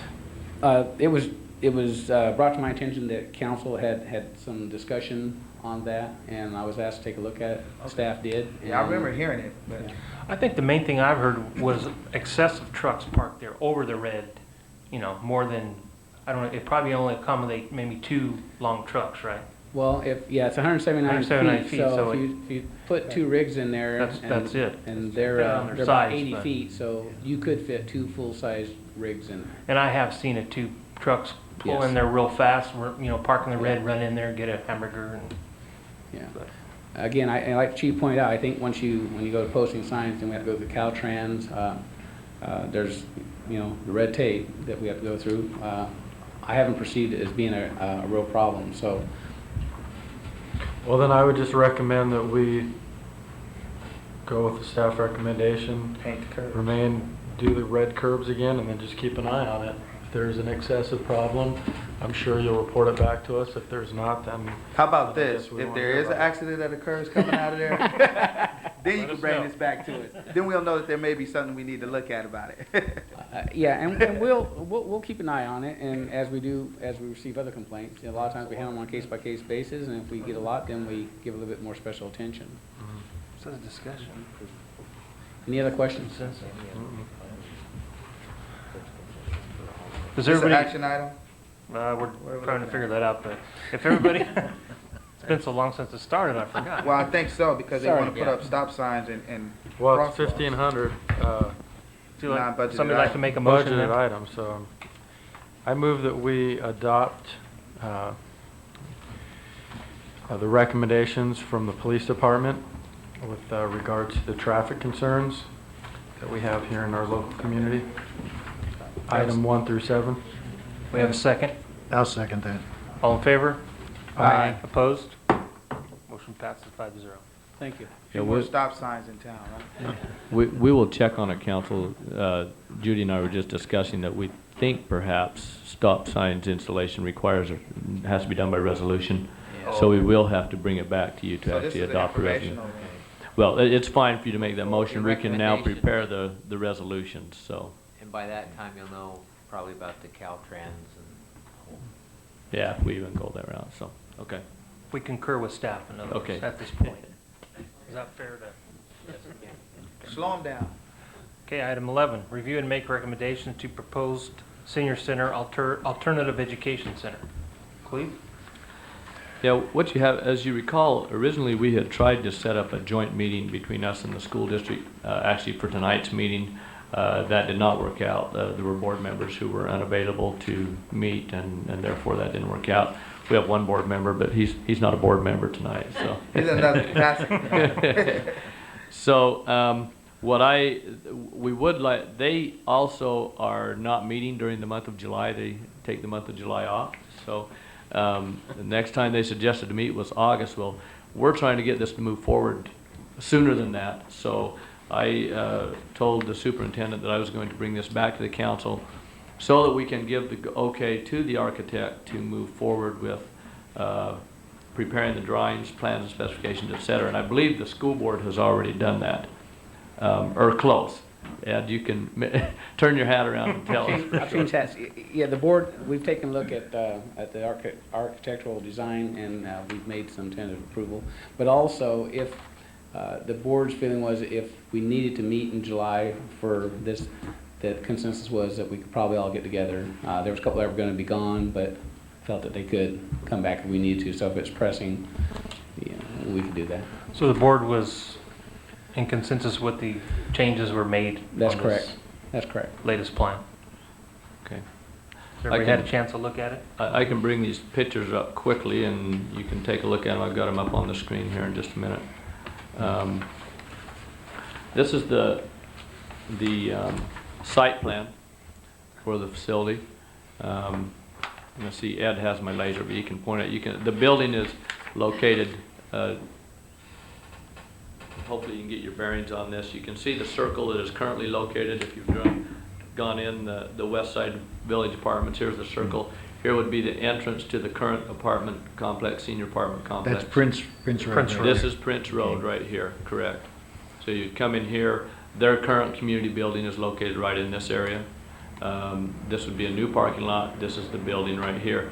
For David and John, who were at the meetings when we discussed this is kind of flipped. Before, this was kind of long ways this way. Now this building is long ways this way in the most recent plan that they have done. And your entrance is off of where it says The parking. entrance is now right here off okay. of this. It's kind of on a corner. Kind of inset, okay. Yeah, And where's Prince Road? Prince Running Road is along the right- side there? right along here. Do we have the directions a little confused there too? the north is Yeah, pointing. I saw that, south. and I didn't get a chance to get back with him. Yeah. That's, yeah. And I think maybe the elevation plans that I'll show you in a minute here are also confused. They are, yes, Did yeah. you get that too, David? Yes, I was trying to figure out how those worked, and Yeah. I think you're looking in those directions rather than those being east. Actually, north is east on this one down here. Right. So. Right. Let me pull up the, Hope Roberto's not paying for these plans. this is the elevation. Not a lot to look at here. This, so rather than this being the east elevation, this is actually the west elevation, right, David, this top one? You're looking east. But the way I figured it, you're standing in the proposed parking lot looking Now at the this- building. Is this your Yeah, entrance right. on the left-hand side here? This is the entrance right here. And this is the west elevation, yeah. This is the west elevation, Right, rather, is right, that right? Right. Is that what you understood it as? And So, the library, you can see this little peak right here? Right. That is the library. There will be an outside door, so we could actually use the library for other things if needed be, that would go in right in this location. And your other one is your north elevation down below. Right, this is actually north elevation. This is the entryway again. You're looking at it from the West Side Village Apartments, looking across the street to it. So anyway, this is just to kind of show some of the proposed architectural features. They're showing the stone wainscot on the bottom. They're actually proposing a metal roof. Reason they call it an architectural metal roof. Reason for that is just the life. These last forever, is what I understand. You never have to worry about. Is that the a kind metal that's roof. on the new school? No. Is that the kind that's on the new school? Junior high? On the cafeteria, isn't that? I believe Yeah, it does. the cafeteria Yeah. multipurpose. Yeah. Anyway, so that's why that's proposed. It's a little more expensive, but you don't have to worry about it. It lasts forever. Okay. Last drawing, and possibly the most important that people have been looking at, is the site plan, or the floor plan. Excuse me. And this changed quite a bit, I think, from the last time John and David saw this. Originally, these offices were located somewhere around in here. It's changed around so much it's hard to really see Yeah, it. the library was on the right. The library was clear The over offices here. were the center, and the Bathrooms were bathrooms here, over and there. then the offices were in here somewhere, and the entranceway was actually right about where the library is, I believe. So basically, you have the same building, just the alteration of where things are located. We turned it around. There was the issue of moving the restrooms closer to the main activity room and things like that. Okay. And I think we've answered most of the questions that were raised by the 50 Plus Club. We did meet with them, and the committee as we looked at things.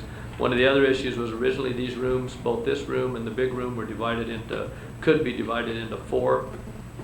We elected against that and changed it down to just 2 in each, so a total of 4. Reason for that was just basically maintenance and whether we really needed that many rooms. And final decision was just to put one dividing curtain that can go in each of these rooms. Do you know if this wall that divides small activity from large activity Correct. is that a load-bearing wall in there, or? Because we had discussed making it one large room. if They said that necessary. it didn't have to be, and that's still something that has come up. This could become another curtain. Their concern that was raised by the architect was they're never perfect as far as being soundproof, and what that would do when these rooms are divided up. If it is a normal wall, solid wall, rather than a curtain wall, it will cut down the sound significantly. But that was the only issue. The thing was the 40 by 40 room would limit some of the senior projects, the dinners and Right. things like that. Right. Wouldn't be room for them. Right. What's the capacity? I believe we said that this could, for seated eating type facility, would be around 120, I think was what we discussed. Is that what you recall, David? I don't remember. It was broken down. I think it's so many around, people I per think it's square around foot. 120, 125 for eating. Just assembly, I think it goes up to about 200. And so, I want to gain an understanding with the line in the middle, This dividing this, yeah, is that going to be a solid wall or not? As currently proposed, Right it's a there, solid yeah, wall. it's a- Yes. But it isn't a load-bearing wall, so probably, He said that it wouldn't have to be. I don't, I think it was the architect's comment that it didn't have to be a solid load-bearing wall. How many members are in the 50-plus club now, Dave? More than 200 and something, I don't know exactly, I don't remember.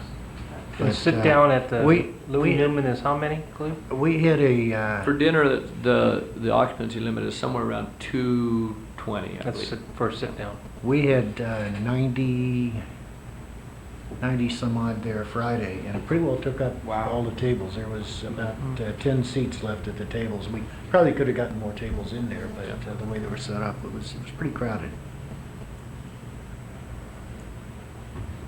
Well, I don't really have any comment in terms of what you're doing architecturally. I mean, I think that's where we have the committee.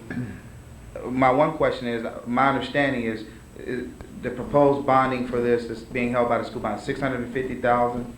Is that the correct amount? I believe that's the amount, yes. Do we have enough for this building? I mean, I know we haven't gone to those specs yet. We haven't.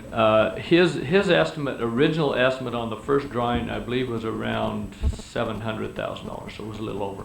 So are they looking for us to try to offset some of the cost? And the reason why I bring that up, I think it's important for people to know, in absence of the school board, they control the money, which was brought in through the bond for the new Yolo Junior High School and this project. Well, we are, in essence, donating the land as a city. I think what we talked about, forever lease for $1 or something to that extent. Well, it's not quite forever. but- Yeah, we don't say forever, but it's 30 years, $1, Right. renewable upon Yes. if we still agree.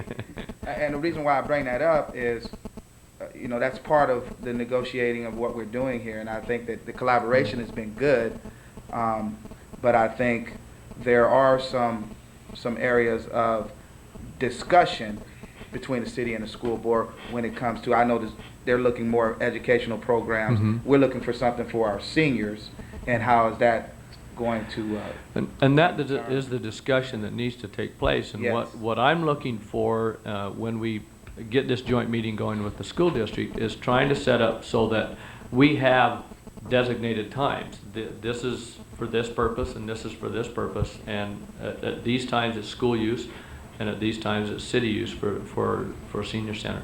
And so that there is no confusion on that. You know, it's a joint use facility. We have our times, they have theirs. And there may be special events when we arrange other things.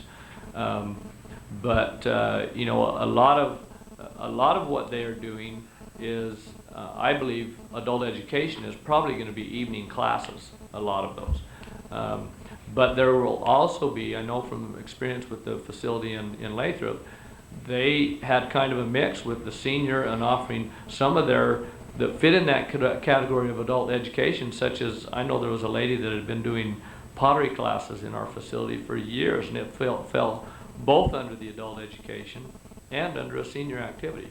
And so there is some, I think there's some overlap in what we're trying to do in the facility, and I think that's why it makes a lot of sense to do that. But yeah, I think we want to have some specific guidelines. I've spoke to the superintendent a little bit about that, and I think that we want to, you know, have that clarified so that, and neither one of us wants to have that issue whether it's a fight, say, no, it's my facility that night and it's yours, and I don't think it has to come to that. I think that we have, you know, prearranged guidelines. We both understand who's using it on what, at what time.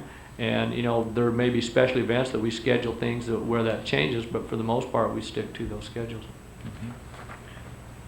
Basically, is everybody happy with, you know, the plans, initial plans there, and the way things are going? And I mean, chuckle because you tend to ask that, is everybody happy? I might not say it in the terms of happiness. I'll smile about it, but I'm just agreeable happy, to I'm agreeable to what they presented, simply because I think a lot of love and hard work and effort has gone into this. I couldn't see myself being judgmental about it. I think it's wonderful for this town to be on the verge of having something like this come to fruition, just like the junior high school. We're growing. We're going to grow some more with the housing development that's coming in. Everybody can see what's going on up there on Highway 33 at the entrance of our town now that Hearthstone Ranch is going. This is just going to be one additional addition. This building was brought in frankly, is an enticement to seniors to get them to To vote for vote for the the school bond. board. Exactly. It's a commitment So, fulfillment. school rather. So Yeah. I think that it's very important that they work together to, make sure it doesn't get one way or the other. And I think it's working out pretty well, so at least the meetings I've attended. So I think we probably ought to keep an eye on the architect, since he doesn't know one end from another. But outside of that, it looks pretty good. Yeah, I like the work that you've done, being part of the 50-plus club there, David. Just to commend that. Yeah, just going to mention quickly, Councilmember Parker, you mentioned on the funding. Yeah. One of the things that the school district is working on right now is obtaining additional funding from the state, because this is listed as a school facility, and Okay. they're pretty confident, I think, that we're going to be able to get something that will enable us to build the full facility that we're talking about without having to go back and ask for additional funds from the city or from, from their coffers. Neither one of us want to have to do that. And so, from the meetings I've been on, there's a real good possibility that they'll be able to get additional funding for this facility that will help us provide what we need, both furnishings and everything for these facilities. Isn't the key is, Cleveland, it needs to be called an education center. That's the key words that needs to be put Well, in there for the state. And actually, they changed it again. Originally, it was going to say adult education center, but by terming it alternative education center, it actually opens up some other Gives us some avenues flexibility. for additional But we funding. still Yeah. are keeping it adult. Yes. Well, Okay. Well, We see, have to the call it- No question. matter what it says. Yeah, Right. the question that has come up is, well, are they going to be taking West Side High School students now and moving them over into this facility and using it for some of those things? And the answer that I heard was no, that that's not the idea. However, I think that classes that they may be offering in the evening, if there's someone that's 18 that wants to go to that class, probably they would Well, be 18 is required to considered let them in. adult. Yeah, yeah. But the answer, as far as them using it for like an alternative high school, my answer that I've heard from them is no, there's no intention, and that's not what they want to do. I think basically, we're going to call it what the state wants us to call it, if they're going to give us the money. Basically, that's the key. Any other questions? I don't know that we need a particular motion, just, I Everybody think I'm hearing concur? consensus, you want us to move forward with this, Yes, let's move. with this the way it is, so. I think we should. Okay. Item F, appoint council members to various committees. If you want to flip over to that, I'll take this one. Seeing as we have a new council member, just a couple questions. I know, Charles, it's hard for you to make daytime meetings, and I've seen maybe a couple of things here that if you couldn't make it, maybe Dave would like to participate in these, if that's okay with you. That's fine. The school liaison representative. Dave, would you like to take that one? Yeah, I can do that. Then we had a little conflict down here on the streetscape committee. Dave was on there already as a citizen, and Charles was on there, and Charles hasn't been able to make meetings, and we can't have 3 council members on that committee. So if you're not able to attend those, Charles, then we'll just add Dave as a council representative. No, that's fine. But- It's just been kind of difficult. Yeah, no, we understand. Service up there. And I think that's all I've seen on here, unless anybody has anything else. Just for a point to note on that streetscape committee, we did receive a resignation letter from Mimi Tizard also, Oh, because that's she's right. going to be moving Sure. out. So Right. if the council is interested in appointing someone else, just so you know, she won't be on that committee anymore. We'll need actually 2 more citizens on that committee then. Right? Correct. We'll have 2. Dave will be switching his position, and I don't know that there was ever a set number of citizens. It's just kind of, that's who came Yeah, I forward. think and we appointed. started I don't at think, 2 or 3 or something. because I know there was at least one that was appointed that had some conflicts, and then I maybe met with us once or twice early on. That was, remember David, the owner of the video store down there? Right, yeah. Yeah, and Yeah, then wasn't she, able to meet anymore. Yeah, she so- sold her business and Right. moved out of town or something. So, For the most part, though, all persons here, I mean, the streetscaping is done, minus a few glitches. we're calling it the Plaza This is for the Committee. plaza now. Yeah, It's- So you just gotta continue them. right. Yeah. Plaza Committee. Whatever's happening, that's what the committee's called. Yeah, unless someone else comes forward to want to join. It seems like there's sufficient people still. There'll be 9 people on there. Yeah. Yeah, there's quite a large committee. If somebody comes to us and wants to be on a committee, we hate to deny them, you know, volunteerism, but we don't need any votes on that, right? Do you have concurrence from everybody? Does everybody concur Oh, on those? Now, you're not Changes. overwhelmed still? Of course not. I even have 2 more that aren't even on here, but we won't mention those. Okay, moving on. Item G, adopt resolution number 2003, next to number approving salary schedule for management, supervisory, and confidential employees. Cleve? I don't really have anything to add with this. I asked our finance director, Margaret Souza, who's out of town on vacation this week, to prepare this agenda item.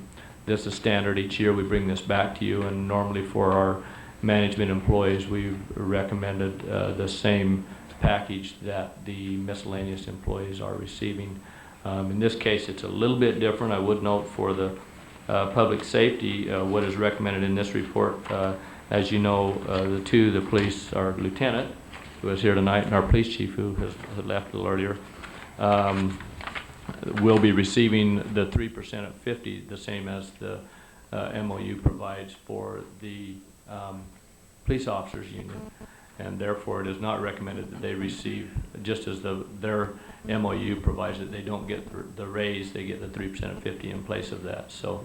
We will take it. Sorry, we can't afford it. We'll give you the raise in place of the 3% of 50. Yeah, we'll do that. You know better than that. Yeah. That actuary is like a 50%. 20%. One thing that I would note for your information is the recommendation in here. I had the Margaret include my salary in there. Actually, in my contract, it provides that I'm supposed to get the same as what other employees would get. However, in the past, council has always applied this during my evaluation rather than at this time of year. But I asked her to put it in at this time. There was no cost of living provided in my salary at my last evaluation. So it's been about 1.5 years since any cost of living was provided for myself. But it's up to council. If you would like to address that with an evaluation, you can look at that. I would like to pull it and address it with an evaluation. Does everybody concur with that? Okay. Take that one item off there. Yeah, and with that, I'll move for adoption. This is something we already agreed with. I'll move for adoption 03 next to number, approving salary and benefits schedule for management, supervisors, and confidential employees. I have a question first, a couple questions on this. One of them, what is a coincidental police Supposed office to be manager? confidential. Oh, I read it right. Okay. The other thing is, I see police office manager, I see administrative assistant, public works supervisor, police lieutenant, public work finance, and all department heads. I don't see community development director on there, and I don't see recreation director on there. That is an error. They should be included in those as those employees as department heads. I'll amend my motion to include those. You know, Well, actually, they used to, I know when I first got on council in 1998, Paul Dickey gave me a bunch of his books that he had there, and they listed each individual job and what it paid. It didn't, and here it's kind of confusing here. It doesn't really. Yeah, we have that full range table that I can provide to you if you'd like. Okay, and okay, the community development director, Michael, you're a department head, right? Okay, and what is the recreation director or recreation supervisor or whatever? She is recreation supervisor. She's not considered a department head, Okay. but would be included in these. She's not actually included on this. Now, would her salary be commensurate with the Public Works Supervisor, you'd say? Is that? No, it is not. No, No, it is not. 900 It's or considerably something. lower than 900, that. I think. No, for the work that lady does, I think that she deserves to be bumped up considerably. I know, we're looking at a funding problem possibly this year, but for the work she does and the amount she would get paid, I think it shouldn't be. I'll We rescind can- my motion, and the reason I'll rescind it is now I don't have adequate information to make a proper motion. So with what you've just raised, I would submit this back to staff to come back with us with a more detailed report, adding the department heads that you just mentioned. If I could, what I would recommend is that you go ahead and adopt the resolution to include the department heads that you've named, the recreation supervisor and the community development director. The cost of living increase will go in place, and then simply, as if Councilmember Reed desires, ask staff to do a salary study on the recreation supervisor position, and then we can bring that back because that's a different issue than the cost of living increase. What you're talking about is jumping to a different Pay scale. range. And what I level. understood Yeah. is as being is just a COLA, which is a cost of living. That's what this is, but what he's referring to for the recreation supervisor is something more than that, as I understand. Separate issue. I think what Dave's actually referring to is just getting a more thorough report, because I actually do remember the report as well, where every was a position long was broken sheet. down by salary, their steps, everything else. I think that's more what Dave's That's what I looking at, thought is I having heard, a too. And more this thorough. just isn't really clear enough to. Well, this has everything on there, except the community development director should have been there where it says public works and You finance, don't like this report.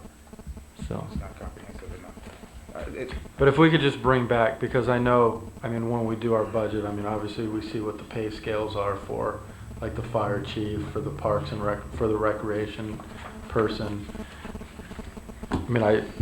Sure. I think No, we just can what provide- Dave was asking is we want a thorough line item of all the employees that we have. and what their That's scale not a is. problem. We have that. It's just that this wasn't addressing all employees. It was only addressing these, and so that's why these were the ones that were included in this. So. Right. So do you want to continue with your motion, Tim, or do I you want rescind to the motion. rescind it? I rescind the motion, and it sounds like there's been some clear direction for staff to bring us back a more comprehensive report.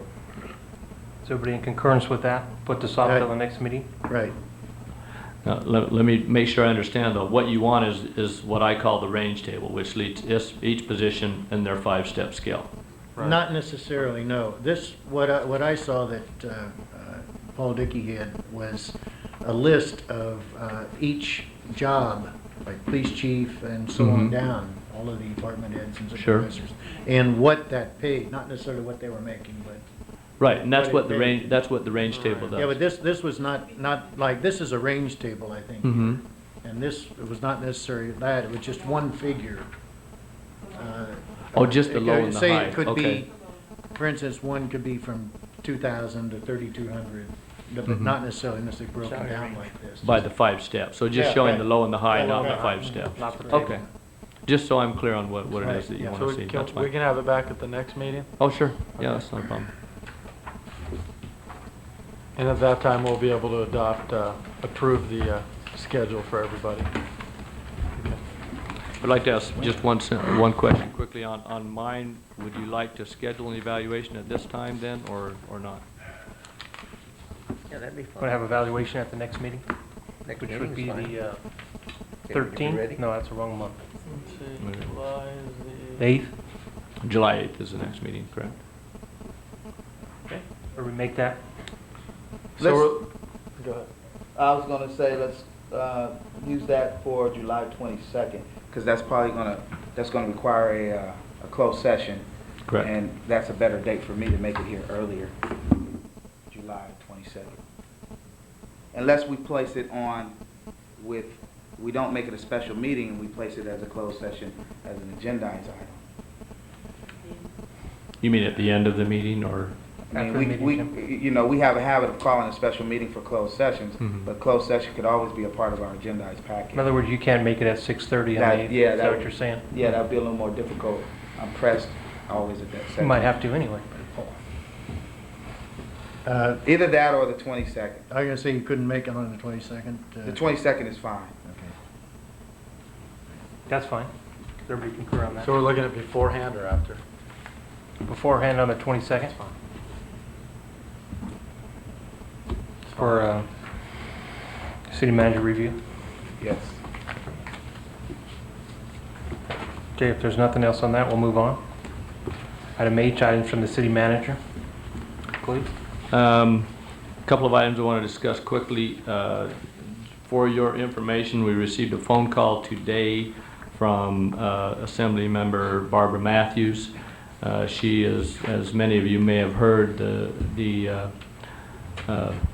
I guess Democrats are approaching each of the cities and lobbying them basically on the issue of a sales tax increase, I believe is what they're looking at.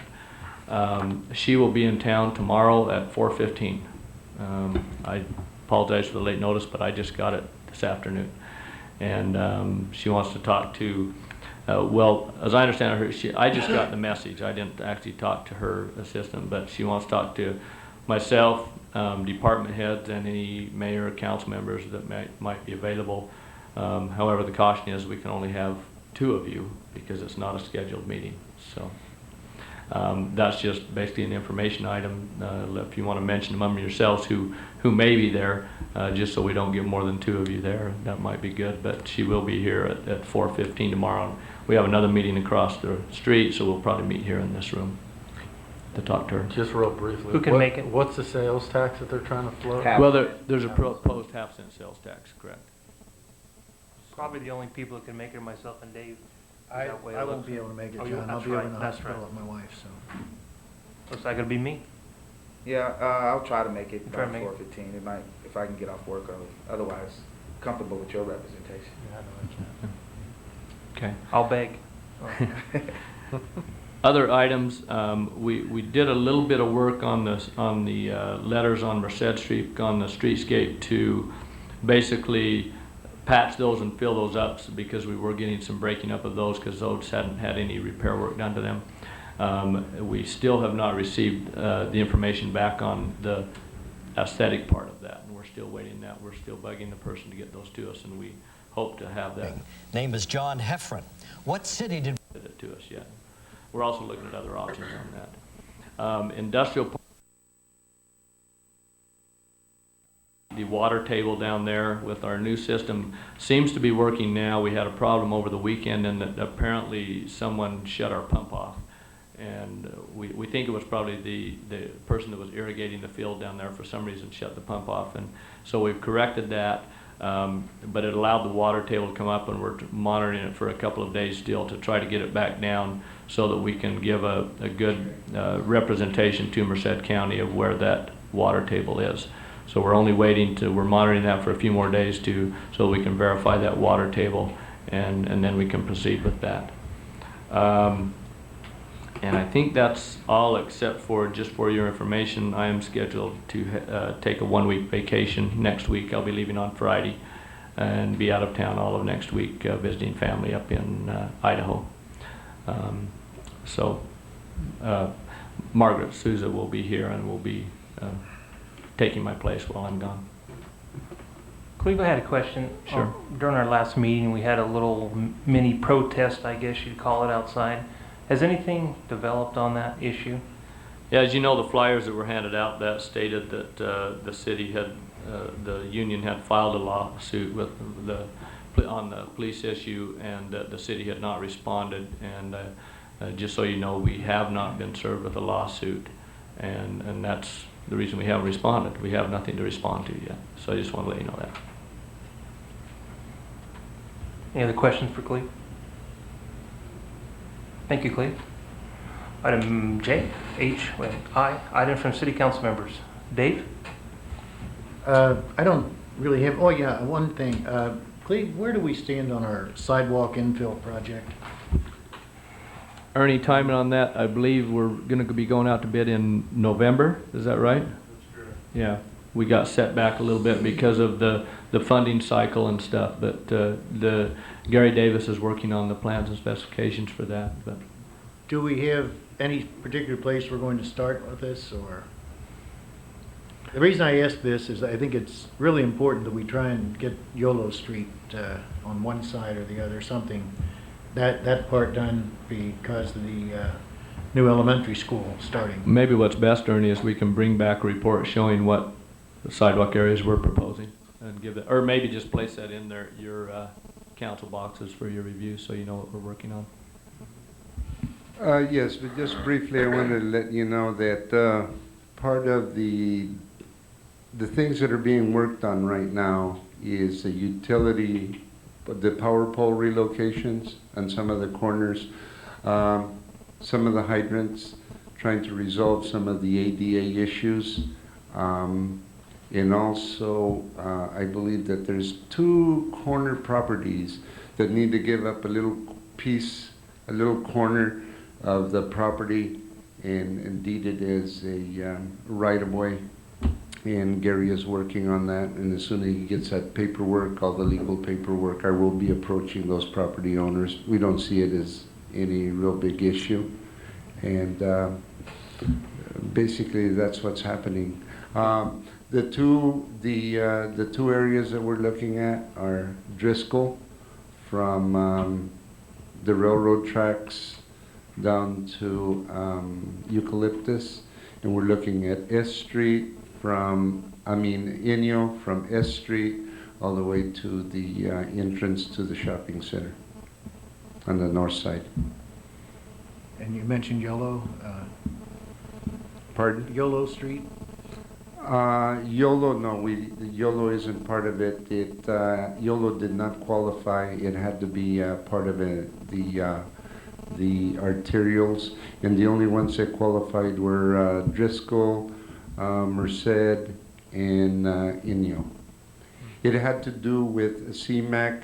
The way we justified it was making a case for getting people out of their vehicles so that they could, for the air. And so we made the point that if we put sidewalks on Driscoll, on Merced, and on Inyo, maybe we could get people to say, here's sidewalks, we're going to walk downtown. And that's how the case was made on those. That was the justification for those areas. Has there ever been any thought to getting a cost on the infill for Yolo Street? Since we're having, there's a lot of little rugrats are going to be running around there in the latter part of August, and that's a really narrow street. There's no sidewalks on either side for, in certain sections there.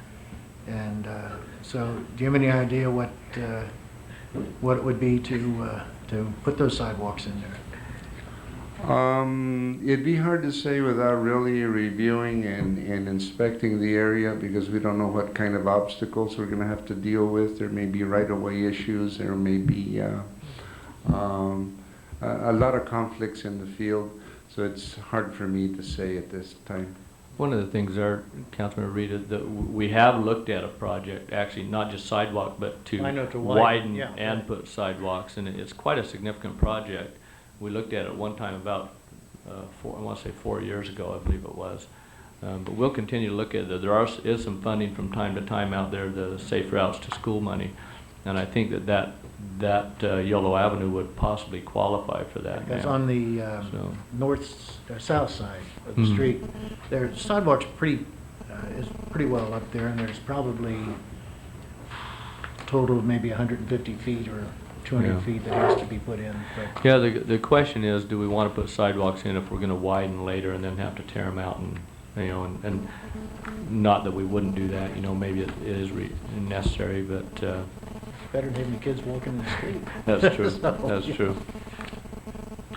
Yeah, Okay, as far as that- that widening, I don't see that, foresee that happening. Too many houses for a long pretty time. close to the curbs there already. Well, we actually looked at it and felt that, with maybe a couple of exceptions, we might could get it done the last time we looked at it. Yeah. Dave's right, though, as far as that entire route down there, during fog season, during winter time, those kids are walking in the mud because that south part of Yolo just basically turns into mud. I mean, Mhm. and they start. And where you have T going into the Street is street. wide enough, there's plenty of room to walk in the, We can, in the street. we can go back and give you a preliminary estimate, you know, on costs based on just, you know, straight square footage without looking at right-of-way issues and stuff like that. Right. Easy enough, we can give you some information. Or even and then temporary blacktop sidewalks or something, just Okay. something to walk on or something. We can take a look at that. Okay, thank you. Anything else, Dave? Thank you, Ernie. No, that was all right now. Bob? Clea, just a question on the youth center, as far as how it's progressing and if there's any planned activities, that sort of thing. And We haven't proceeded with planned activities yet. I'm not sure. They are taking suggestions, and they are looking at that. We have the part-time worker who is working on some things. I don't know if there's any scheduled yet. A couple of things that they're looking at, though, is possibly a dance and possibly a movie night over there. Those are the two that they're working on right now. and what about like computer equipment? Is there any funding available for that? We are still working on that. We're actually still waiting, hopefully, to hear about a grant that we've applied for that would supply computers for us over there. But we are working on some things to get the computer lab up and going. Yeah, it's kind of exciting. I'd like to see that take off and really go, so. I think it's getting more and more kids are learning about it, and we do have some kids that are going in there every day now, pretty much. We found, for example, we're finding right now during the summer that Saturdays are not working out. We have hardly any people. So we'll probably expand our weekday hours and eliminate the Saturday hours. Now, But, can they get help there, like if the schoolwork and that sort of thing, have we got to that point yet? We haven't yet because, well, there's summer school going on, but for the most part, school's out right now. But when school starts back up, we plan on trying to get a tutoring program going there, so. Thank you. Thanks, Bob. Charles?